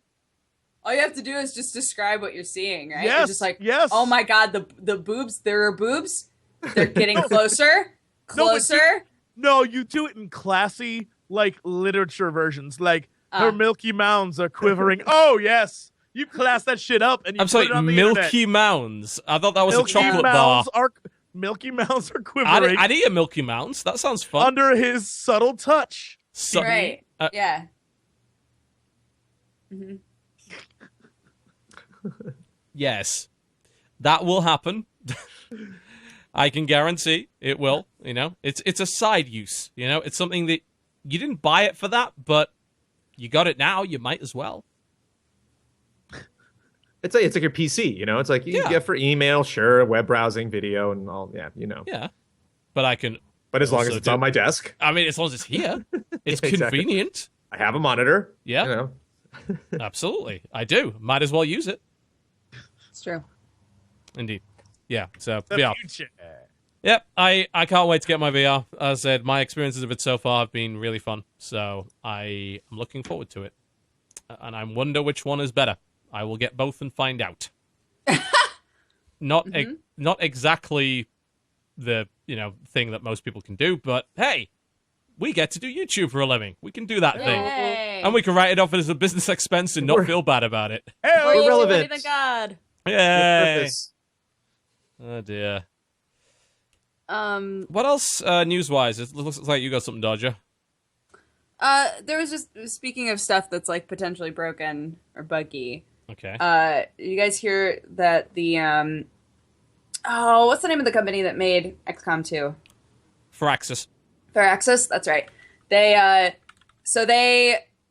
were like, oh, sorry about all of those issues that we had when the game launched, but literally none of us had a problem. Bullshit! Which I thought was the weirdest. Like, why even bother saying that? Like, it's such an obvious lie. All right, look. Like, none of our testers had problems. I played it on my laptop totally fine.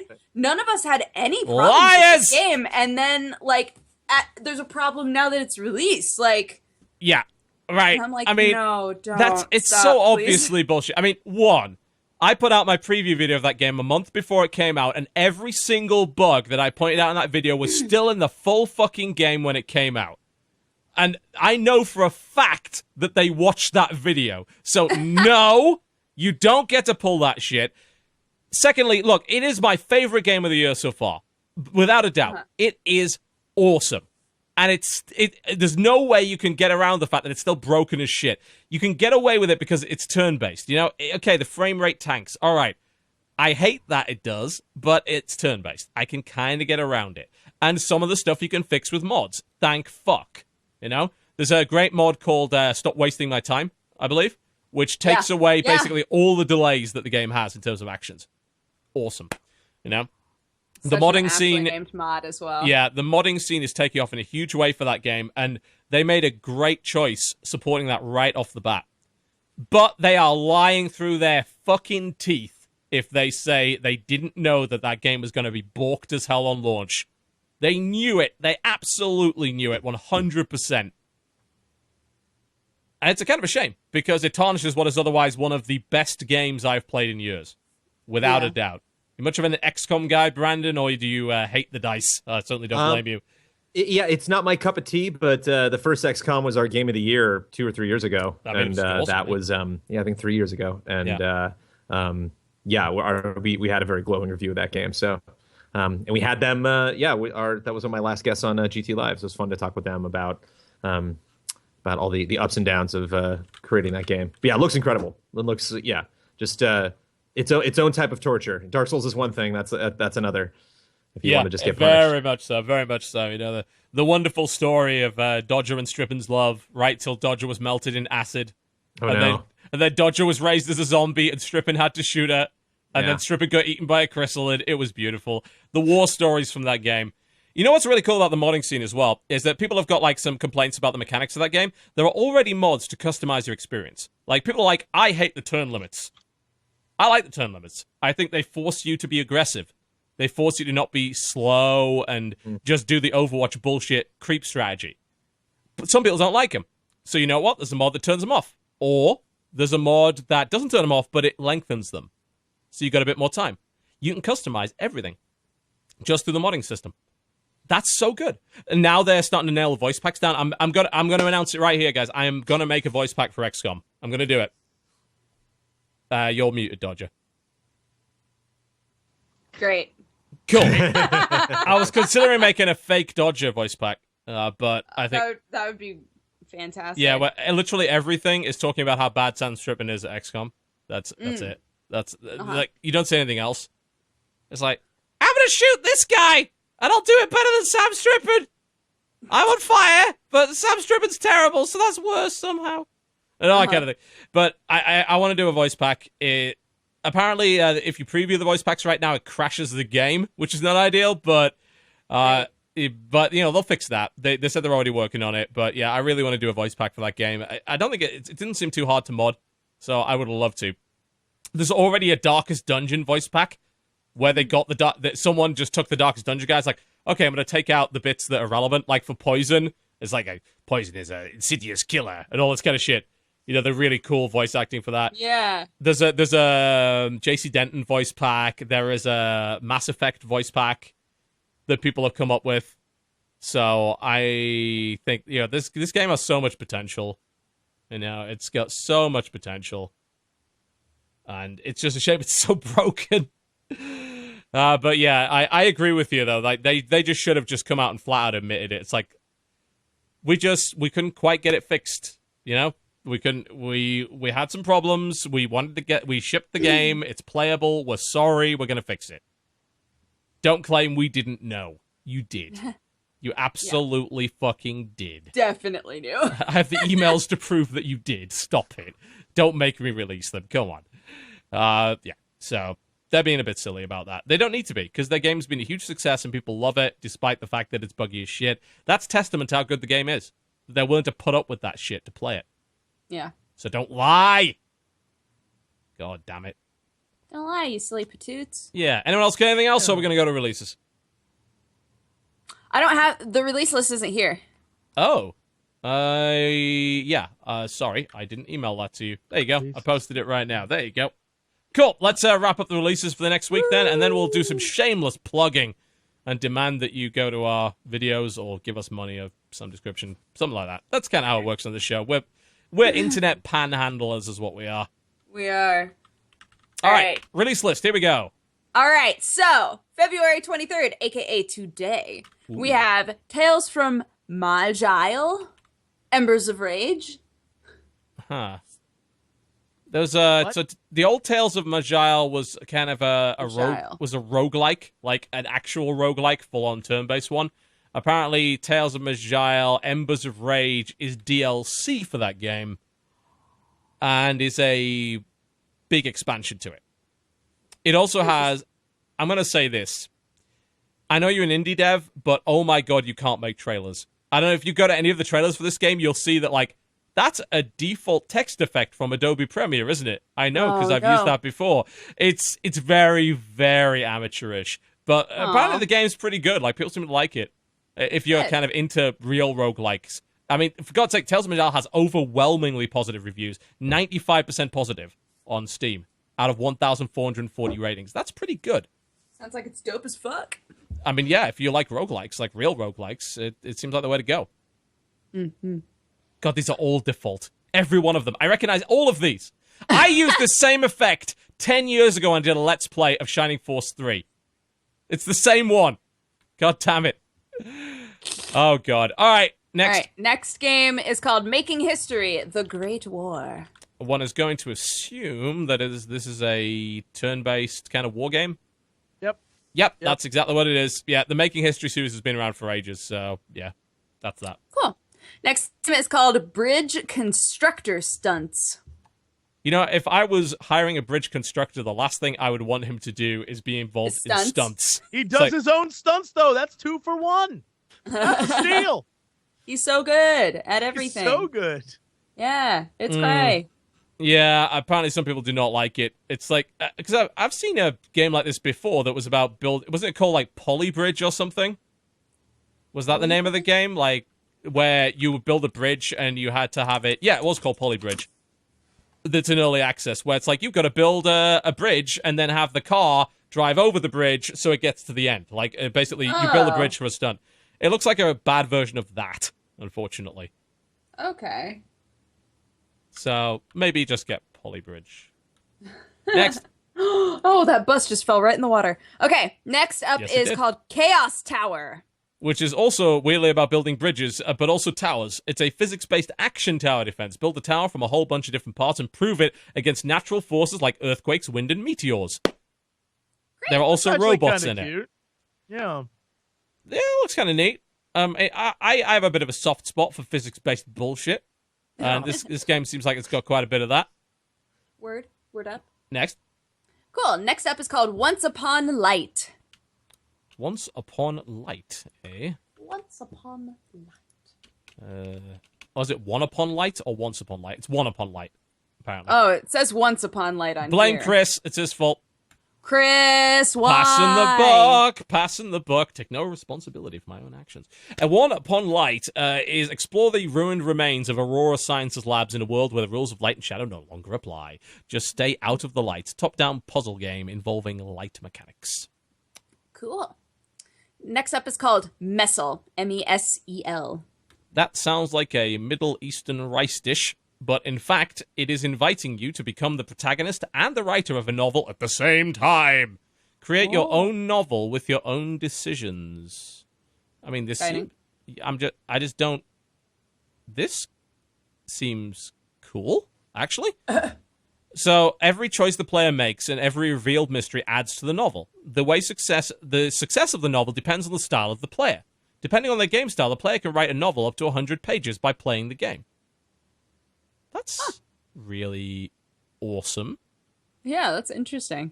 I mean, I always wanted RPGs to do that. You know, you have like a journal you can go through to see all the stuff that you've done. I always thought it'd be fun if it like wrote it in the first person, so your character, depending on the type of character you picked. Like, I love that. I mean, you remember how like Fallout 1 and 2 did their endings where they'd have like a bunch of text based on things that had happened in the game? Yeah, I'd love it to be like that. I mean, this is only $5, which is actually kind of fucking surprising. That's kind of like Witcher 3, where every time you do shit in the game, it has like Dandelion write out your story as you progress. Yeah. And you can like go back and look at all the different things you've fucked up. Yeah. Basically. I'm going to make Mary Sue the video game out of this. I'm going to do the most awesome things. I'm going to be a perfect character. I'm invincible. Mm-hmm. I like it. I'm going to try this out. Apparently it's like, it's about 2 hours long, which I think for $5 is pretty reasonable. I want to try this. This looks neat. All right, next. Next game is called Alone in Space. Alone in Space. Actually, can we make a promise? I know this is probably not going to end up happening. What I'd love to do is we all play it this week and we all come back and we all tell each other about our novels. Messel? Let's do it. Yeah. It's 2 hours. We can do that, right? Yeah. Is that feasible? Yeah, let's do it. Doable? Cool. Yeah. All right, we're doing Messel Book Club next week. That's how it's going to be. Awesome. I need to kind of tell whoever our guest is. I haven't booked them yet. With that, they have to play this game. Like, welcome to the podcast. Also, you got to play this game. It's 2 hours also, of your write life. a book. It's fine. It's going to be great. Write a book immediately. Write a book. Welcome to the podcast. Where's your book? All right, the next one is Alone in Space, as you said. It is a first-person puzzle game in space. Everything's going fucking wrong. Oh, God, help. Great. Yeah. Well, the next game is called Drizzlepath Genie. It's a weird name. It is a very weird name. It is a beautiful-looking game, but it's also a walking It's a walking simulator by the looks of it. Yeah, it looks gorgeous. Well, it literally says, walk as Lula on the path you choose, as she journeys to discover the meaning of the genie and fulfill her destiny. So it is, and they say it's a 4-hour game, 4-hour relaxing experience, basically a kind of exploration, mystery / walking game. It looks beautiful. I'll give them that. Its art style is gorgeous. Weirdly named. I guess drizzle is in rain because every screenshot shows rain. Yeah. I don't know. This is not the first one of these games either. There's one that's just called Drizzlepath that people didn't really like, but that came out last year. That had very mixed reviews. It's actually built in the CryEngine, if you can believe that. It looks gorgeous. Huh. It's interesting to see a sequel to a walking simulator, because usually that's not something that happens. So I wonder if they've improved it, because it had very mixed reviews. People didn't necessarily like a lot of the stuff that was happening in it, so I wonder how they've improved it. Okay, next. Next is February 24th, tomorrow. We have Ninja Senki. Ninja Senki. It is... Oh, that is very 8-bit, isn't it? Okay. Yeah, it's an 8-bit retro-inspired platformer thingy that kind of looks a little bit like Ninja Gaiden crossed with Goemon, Mystical Ninja. Can we just appreciate the artwork for this game, which shows a ninja looking at a demon he just threw throwing stars into, and the demon's like, that shit didn't even hurt. And the ninja's like, ooh, yeah. Beautiful. Very beautiful. Graphic novel. Very, very silly. All right, next. Next is called Obliteracers. That is a great name for a video game. It is. I like it. If there was a video game name of the year award that was the video gamest of video games, I'd give it to this. This actually looks pretty neat. It is same screen party racing. Does it actually have online? Oh god, it says multiplayer, but I have a feeling it has no online play, so it's going to sell no copies on PC. It's up to 16 players on the same screen. Jeez. It reminds me of kind of Micro Machines, actually, but with weird animals in cars. And it doesn't have multiplayer. I don't think it has online. God, stop this. They keep doing this. Indie game developers, please, I understand it's hard to get online multiplayer going on PC. It's not an easy thing to do, but for fuck's sake, people are not going to buy your game otherwise. Oh, God. They're like used gamepads, laptops, and smart devices, extra controls. I mean, that's neat. That's really cool that it's like you can use your phone as a controller. That's awesome. I love that. But it's on PC, and people, they're not going to buy it. I'm sorry. This always frustrates me whenever this happens. Because it's like, this game looks amazing, and you're releasing it on a platform where almost nobody does couch co-op. It's like, no. No. Next. Next up is called Just Death. Well, this is to the point. Sandbox death game. Open world sandbox crime game, early access. Yeah, that great. looks like great. Yeah, that'll be awesome. Yeah. Next is Battle Station Harbinger. Yeah. So I actually played this game on mobile. I actually did an entire video based around this game not being very good. It was a cool idea. It's like, hey, you want a top-down space strategy that has kind of FTL bits on mobile? I'm like, yay! And then I play it. It's like, I barely have any control over this game. They actually took a lot of that feedback and they put it into the PC version. And I actually have played the PC version, and it is a bit better. I will admit, I haven't played enough of it yet to give a full opinion, but they have improved it quite a lot. So it might be worth your time, maybe, but I haven't played enough to tell you yet. And it's probably also a lot more expensive than the mobile version. Although I don't know, because they actually haven't got a price tag for it yet. It comes out in 18 hours, so I don't know. We'll see. Next. Alrighty. Well, the next game is called The Kindred. Really? What is that all about, then? It is voxels. A creative sandbox game. Yay. Apparently, it's about helping the kin survive, though. So it has some survival elements, and you're apparently trying to work together to... the kin. Help the kin. Great. But it's early access, so maybe wait. Next. All right, next is called Disgaea PC. Yeah, Disgaea! Life-destroying Disgaea. On PC. But on PC. Oh my god. Have any of you here played Disgaea? No? Yeah. Yes? No. Disgaea. Long time ago. Oh my god. That is a game that has way too much fucking content in it. Like, every item in that game is a dungeon in and of itself. You can literally, it's called the item world. You can literally go into the item and fight through an almost infinite dungeon to level the item up. It's ridiculous. It's fucking ridiculous. But that game does have some really cool elements. Like, you can throw prinnies at people that are exploding penguins. And you can stack characters on top of other characters in order to get up higher. There's also a literal parliament in the game where you vote on issues that are affecting the netherworld at this time. It's also got an amazing soundtrack, but you need a lot of patience for that game, I admit. I played a lot of the Disgaea games. I love them, but I never have the patience to beat one. I don't even know if it's possible to beat them, actually. They're way too fucking long. They're crazy. It's really interesting to see this finally come out on PC, though. Yeah. It's really neat that Japanese developers are finally doing this. I'm really actually They're very finally happy. considering PC to be a good part of the market. Yeah, I like it. It's great. So, Prinny, dude. Stuff. Get some Prinny. Next, on February 25th, we have Blood Alloy Reborn. All right. That just sounds like we're trying to be as badass as possible. You are a hyper-agile cybernetic machine of robot death in an ultra-fast 2D acrobatic shooter and slasher. So it's a retro-inspired 2D thingy, but it's focused on a lot of weird precision play and cool melee shit. Kind of reminds me of Strider, actually. Reminds me a lot of Strider. Doesn't look terrible. Next. Cool. Next is called Portal Knights. Which is not anything to do with Portal. It is a 3D sandbox thingy with bosses and mining and crafting and... It looks like Cube World, kind of. But maybe more developed than Cube World is. Next. Well, the next game is called Sprinter, and I can't tell if I've found the right game, but it seems like it's the only game that's coming up when I type Sprinter. Is it a minimalist art style kind of running game thing? Yeah. Yeah, but it's got a story, like a real big story with it. Story, it says. It claims maximum story, which is a bit weird. Maximum story, my goodness. Indeed. All right, well, the next game is called Heaven's Hope. Heaven's Hope. Heavens to Betsy. Hope. It's a point-and-click game. Yep, point-and-click. Cool. Next game is called Total War Attila. That's already out and has been for a long time. Why the hell is that on the release list?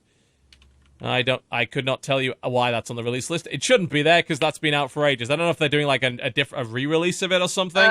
Slavic Nations Culture Pack. It's like DLC. It just came out. All right. Maybe, or it's about to, yeah. Yeah. I actually don't know how good... I mean, I like the Total War games, but I kind of stopped playing them after Rome 2 because they're just... I was sick of buying games that were buggy all the time.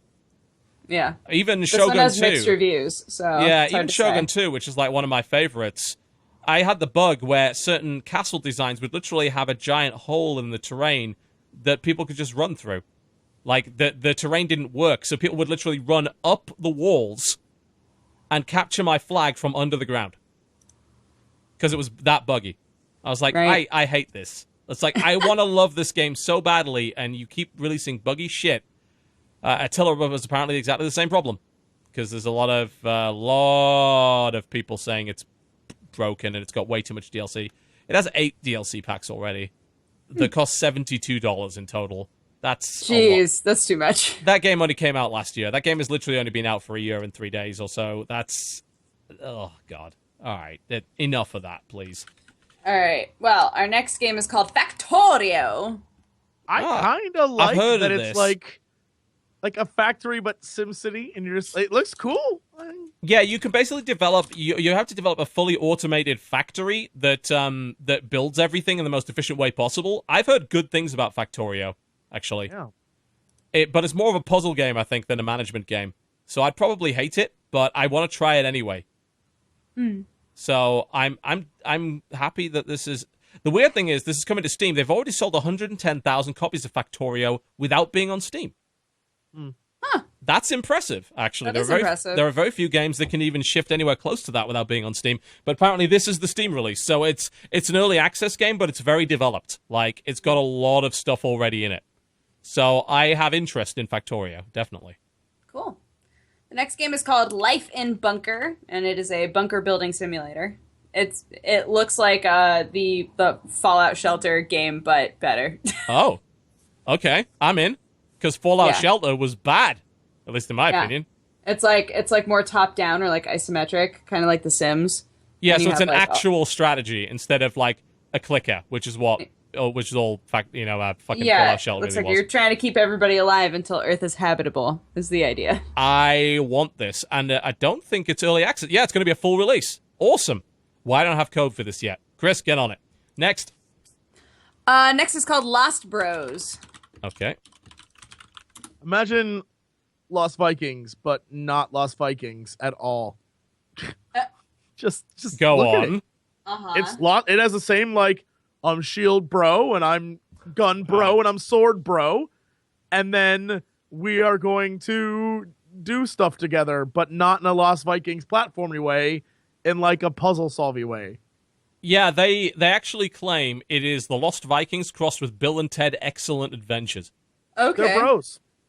I screwed the name of Bill and Ted up completely there. It's Bill and Ted's Excellent Adventure, damn it. I'm so bogus. Ugh. So Not okay with that. The one thing I love the idea of this game. I will say that I hate the art style. It is horrible. Which is a shame, because the thing is, like, Lost Vikings had a great art style, and that game came out 20 years ago, so maybe there's no excuse to screw it up in 2016. But there's a boat. It has a boat. You have to row it. Exit boat. Next. The next game is called That Damn Level Redux, which looks like a Jesse game. Nope, looks like shit. It looks like a fucking weird Endorsement. ass game. Dive into action with the big damn heroes. Join the teenager, the mutant, the ninja, and the turtle as they risk their lives to defuse bombs under dams. Find loot, equipment, triumph, or perish. This game looks... Why is there a cat? What the fuck? They designed that level around that Teenage Mutant Ninja Turtles fucking sewer level. Yes, that's the worst. That doesn't look fun to me. That looks like it would drive me crazy. Yeah, the art style I thought you knew me, the art style gave my eyes cancer. It's awful. That is terrible. Oh my god, that looks almost as bad as Meme Run in terms of its art style. It looks very it reminds me of Meme Runner. Yeah, it's literally MS Paint the game. Ugh. Next on February 26th we have Color Chemistry, which hopefully does not look like MS Paint the game. Colors and chemistry. Abstract color mixing puzzle game. Yep. Next is called Battle Crust. Is this about bread? Shooter. It's no. not about bread. Disappointment. I assume this is it looks like it's one of the Japanese indie shmup bullet hell thing. Yes. By the looks of it, by Picarin Soft. I don't know if they're Japanese or not, but it definitely looks that way. Next is called We Are the Dwarves. Are we? We are. When did that happen? I don't know. We're the dwarves. But apparently opposite... Wow, you play Dwarven Astronauts, apparently. In an action-based tactical adventure. This looks neat. A Dwarven starship headed into the deep stone space. Yeah, so you take control of one of three, again, different kind of characters. It seems like it's kind of top-down Diablo-y, I can tell. Kind of, but with more tactics. Oh, okay. I'm interested. Next game is called Hunison, like venison, but with hue. Or like unison. No. With a U. No. Like venison. Venison, but with hue. It's a puzzle shooter that takes elements from many classics and lesser-known games and uses the revered Commodore 64 SID chip to make the music. I love SID music, by the way. I don't know if any of you dig it. Brandon's nodding his head. Into SID music, like Machine Eye Supremacy. I love me some retro music, man. I mean, as an editor, like looking at the waveforms of like old school music is just fascinating. It really is. Giant blocks of noise. They're really great. That's a sawtooth wave. I love that. Look at this. Isn't this beautiful? Yeah. I wonder if I can just get the soundtrack. I don't want to play this game, but I want to listen to it. So maybe I just get the soundtrack for it. Next is called Dyadic. Dyadic. Why have I heard of this game? It sounds familiar to me, too. Yeah, I don't know why, because I actually haven't heard of it at all. It is... it's a co-op puzzle platformer. That's what it is. It's a local co-op game. Cool. Yes.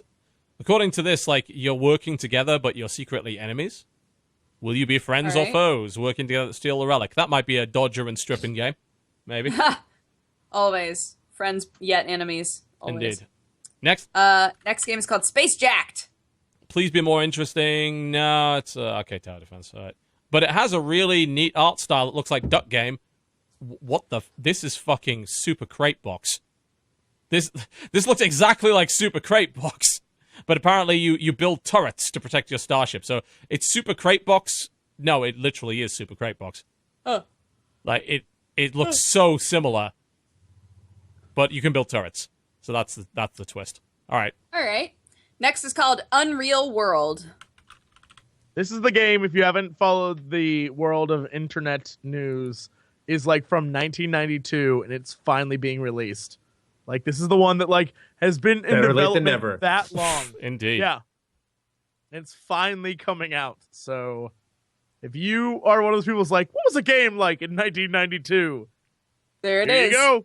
It's like, do you want a game that looks like Yoda Stories? Then here we go. It does look ancient, but I imagine it has probably ridiculous depth as a result of the development time.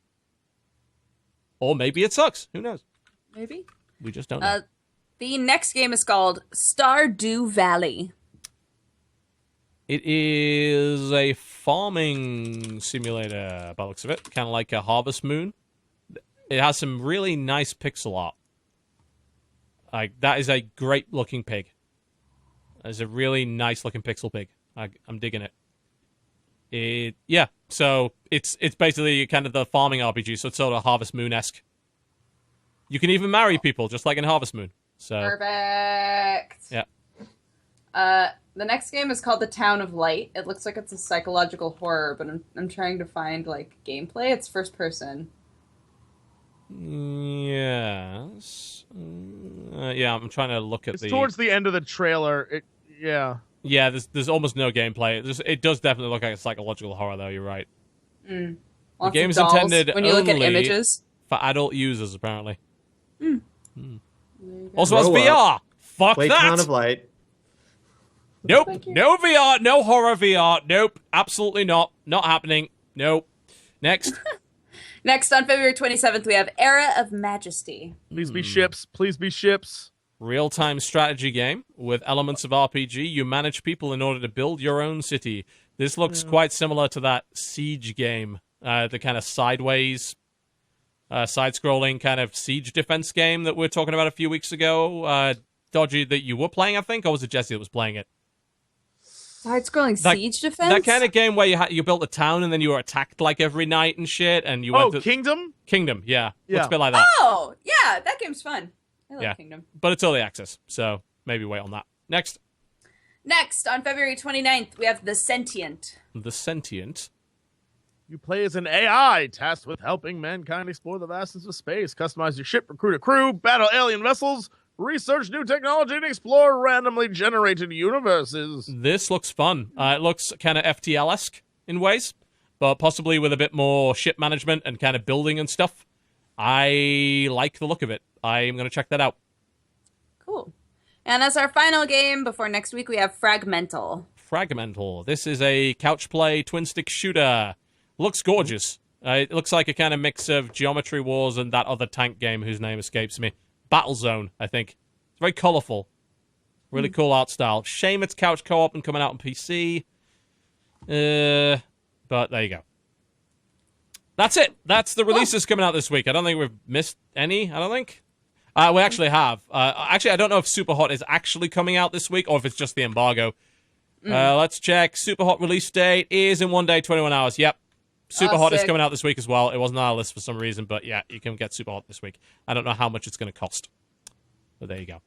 Cool, that pretty much wraps our show up for today, folks. Thank you very much for watching and putting up with all sorts of nonsense. But big thanks, of course, to our guest, who was absolutely awesome today. Brandon, thank you ever so much for coming on the show, and I'd like personally to wish you the best of luck in your future endeavors. Do let us know. Thank you, sir. What those endeavors happen to be, and we'd love to know if you got anything planned over the next few weeks, if there's someone we can go to find what you're doing. What's going on?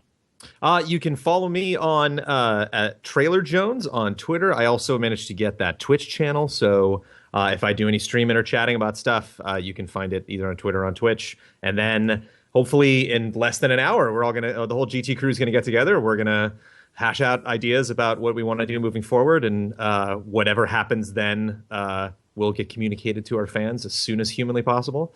I'm actually taking a trip to San Francisco next week, because I never really spent a lot of time in SF, and there's just a lot of fun stuff happening up there, especially because I'm in Los Angeles, so I'm relatively close. So I'm going to be up there next week just saying hi to some people that I never really get a chance to like socialize with outside of big, stressful gaming events. Sure. And then probably the week after that, I think second week in March, if we have an announcement to make, it'll probably be that week. So stay tuned. Yeah, well, I mean, we've seen plenty of people. Yeah, of course. I mean, we've seen plenty of people like manage to pull this off. Kind of funny. I think is a great example of guys that came off of the, I wouldn't say big corporate organization, but they're part of a bigger organization. They did something on their own. They were able to support themselves. Patreon and merchandise and all that kind of thing really helps. So I'm sure that you guys will land on your feet. You've got the experience. You know what you're doing. As long as Kyle gets a better webcam, we'll all be good, right? Oh, good. Okay, hold on. Let me write that down. Yeah. Tell Kyle to get a setup that works, and we'll be Got good. It. Dodger, what's going up in the channel this week? What's going on? Same old. If you follow me on Twitch at twitch.tv/dexterity bonus, we're doing more Dark Souls 1. That's been super fun. We're trying to finish it up before the end of the month, which is coming up rapidly. So it turns out that game has way more to it than I thought it would. When we played the first 12 hours, I was like, how far into the game do you think we are? And he was like, maybe like 10%. And I almost barfed. It's like, how's this game? How is there so much? But yeah. So I would encourage you to watch that. Watch the VODs if you'd like. And I don't know. We got news. We got Manga Pod tonight. All kinds of good stuff. Reading a manga called Space Brothers that's super good. The first 4 volumes, if you'd like to catch up. It's a pretty quick read about space. So, Jesse, what's going on in the channel this week? Today is the end of Firewatch. So enjoy that business. I will watch your reaction to the ending. I can't wait to see what you think of it. I would say, for once, YouTube comments have been real generous in that apparently I found a bunch of shit like a lot of people missed. So it probably affects my opinion of the ending. I think that then we'll probably... I've been wanting to do Oxenfree for a while, and I think it might happen. I think after having played it a little bit this past weekend and figured out, like, oh, this is like kind of a horror game? I'm all right. Shit, let's do it. So that might be coming up next. So look for that business. All right. Yeah, I mean, I don't want to play Oxenfree, so I guess I'll watch you play it. That sounds good. I don't know. As long as you're not... That's what he's there for. Damn it! Don't go. I don't know. As long as you're not annoying as usual. We had a moment, you son of a tiny little moment. Tiny little moment. Just there. What's coming on the channel this week? Well, I mean, if I can... I'm probably going back to bed after the show because I have a huge sleep debt and it's really pissing me off. But when I've actually slept up, I'm definitely going to do a video on Marvel Heroes. Like, I like it so much that I think, I want to spend some time comparing my first video of it 3 years ago to what I'm doing now, because it's just so different and a lot more fun. Super Hot, definitely coming. Embargo for that is Thursday, I believe. Let's see, embargo Thursday, February 25th at 6 a.m. Pacific. So I probably am going to spend most of tomorrow beating that. I think I'm about halfway through it, so I might finish it. We'll see. I mean, it may be too long, and I might just not finish it, but one way or the other, I've got an opinion of that game. I just want to see where it goes from here at the moment. Outside of that, what else is there? I know there's the Hitman beta that's going on. I just got sent code for Gigantic, as it turns out the devs were listening, so I might try that. And of course, Far Cry Primal is out on March the 1st. It's been delayed a week on PC. I just want to point out, there have been no review codes sent out for PC as of yet. I was contacted by a fucking games website, whose name I will not say, that asked me to comment on what they claimed. It's like, so we're being told that you're claiming there will never be PC review code for this game. I'm like, I didn't say that. So apparently what I'm told is that someone took my tweet, posted it to Reddit, but omitted the "so far" bit. So everyone now thinks that I have proclaimed there will never be review code for Far Cry Primal on PC. Thanks, if Reddit. TV proclaims it, it must be true. I appreciate your bullshit and mangling what I said. He said the gays throwed poison daggers. It must be true. The shurikens and kunai everywhere. It's the gays. They're throwing them constantly. I will never not think the gays is like that. Is just the stupidest thing I've ever heard. It is the dumbest thing everyone's ever said. The gays. You instantly sound dumb as shit by saying immediately. that. Yeah, that is very true. Yeah, so thanks to social media who apparently twisted all my fucking words and got me emails from fucking games websites asking me to confirm my statement there will never be a fucking review code for Far Cry Primal. Thanks, you idiots. One way or the other, yeah, we just haven't got one yet. That's why we said so far. So I expect we'll probably get one probably a couple of days before the game comes out. Or we might not now, thanks to that. Ubisoft is like, nope, we're not giving him one. He's talking bullshit. I don't know, but yeah, that's obviously a priority. There are reviews out for it already, but only for the console version. Just remember, it's being ported by Ubisoft Kiev, and we all had problems with Far Cry 4, and you had problems with Far Cry 3 as well on launch, didn't you, Jesse, on PC? So I had problems with 3 and 4. I would say chill on the launch for PC. Chill it. Yeah. If you need it now, get it on Xbox or PlayStation. There's no reason to get it right away on PC. No, because you don't know how buggy as shit. It might be. You know, a lot of Ubisoft Kiev ports are. So, you know, just you might want to hold off on it just a little bit. Well, obviously, as soon as I get it, I'll let people know how it performs. But the question of whether or not I'll get that before launch, that is, I don't know. You know, they may be holding it back. They may not be. I don't know at this point. All I know is I don't have code for it yet. So, that's that. Cool. That pretty much wraps up the show, folks. Thank you very much for watching. Big thanks, of course, to our guest, Mr. Brandon, a.k.a. Trailer Jones. Go follow him on Twitter. Make sure to keep up with what him and the Gametrailers crew are doing. And we're about done, folks. Thank you very much for watching. Big thanks to all of our new subscribers today. And we are leaving now. I'm going to go grow up and play some Street Fighter V. I'll see you next time. Goodbye! Bye, everybody.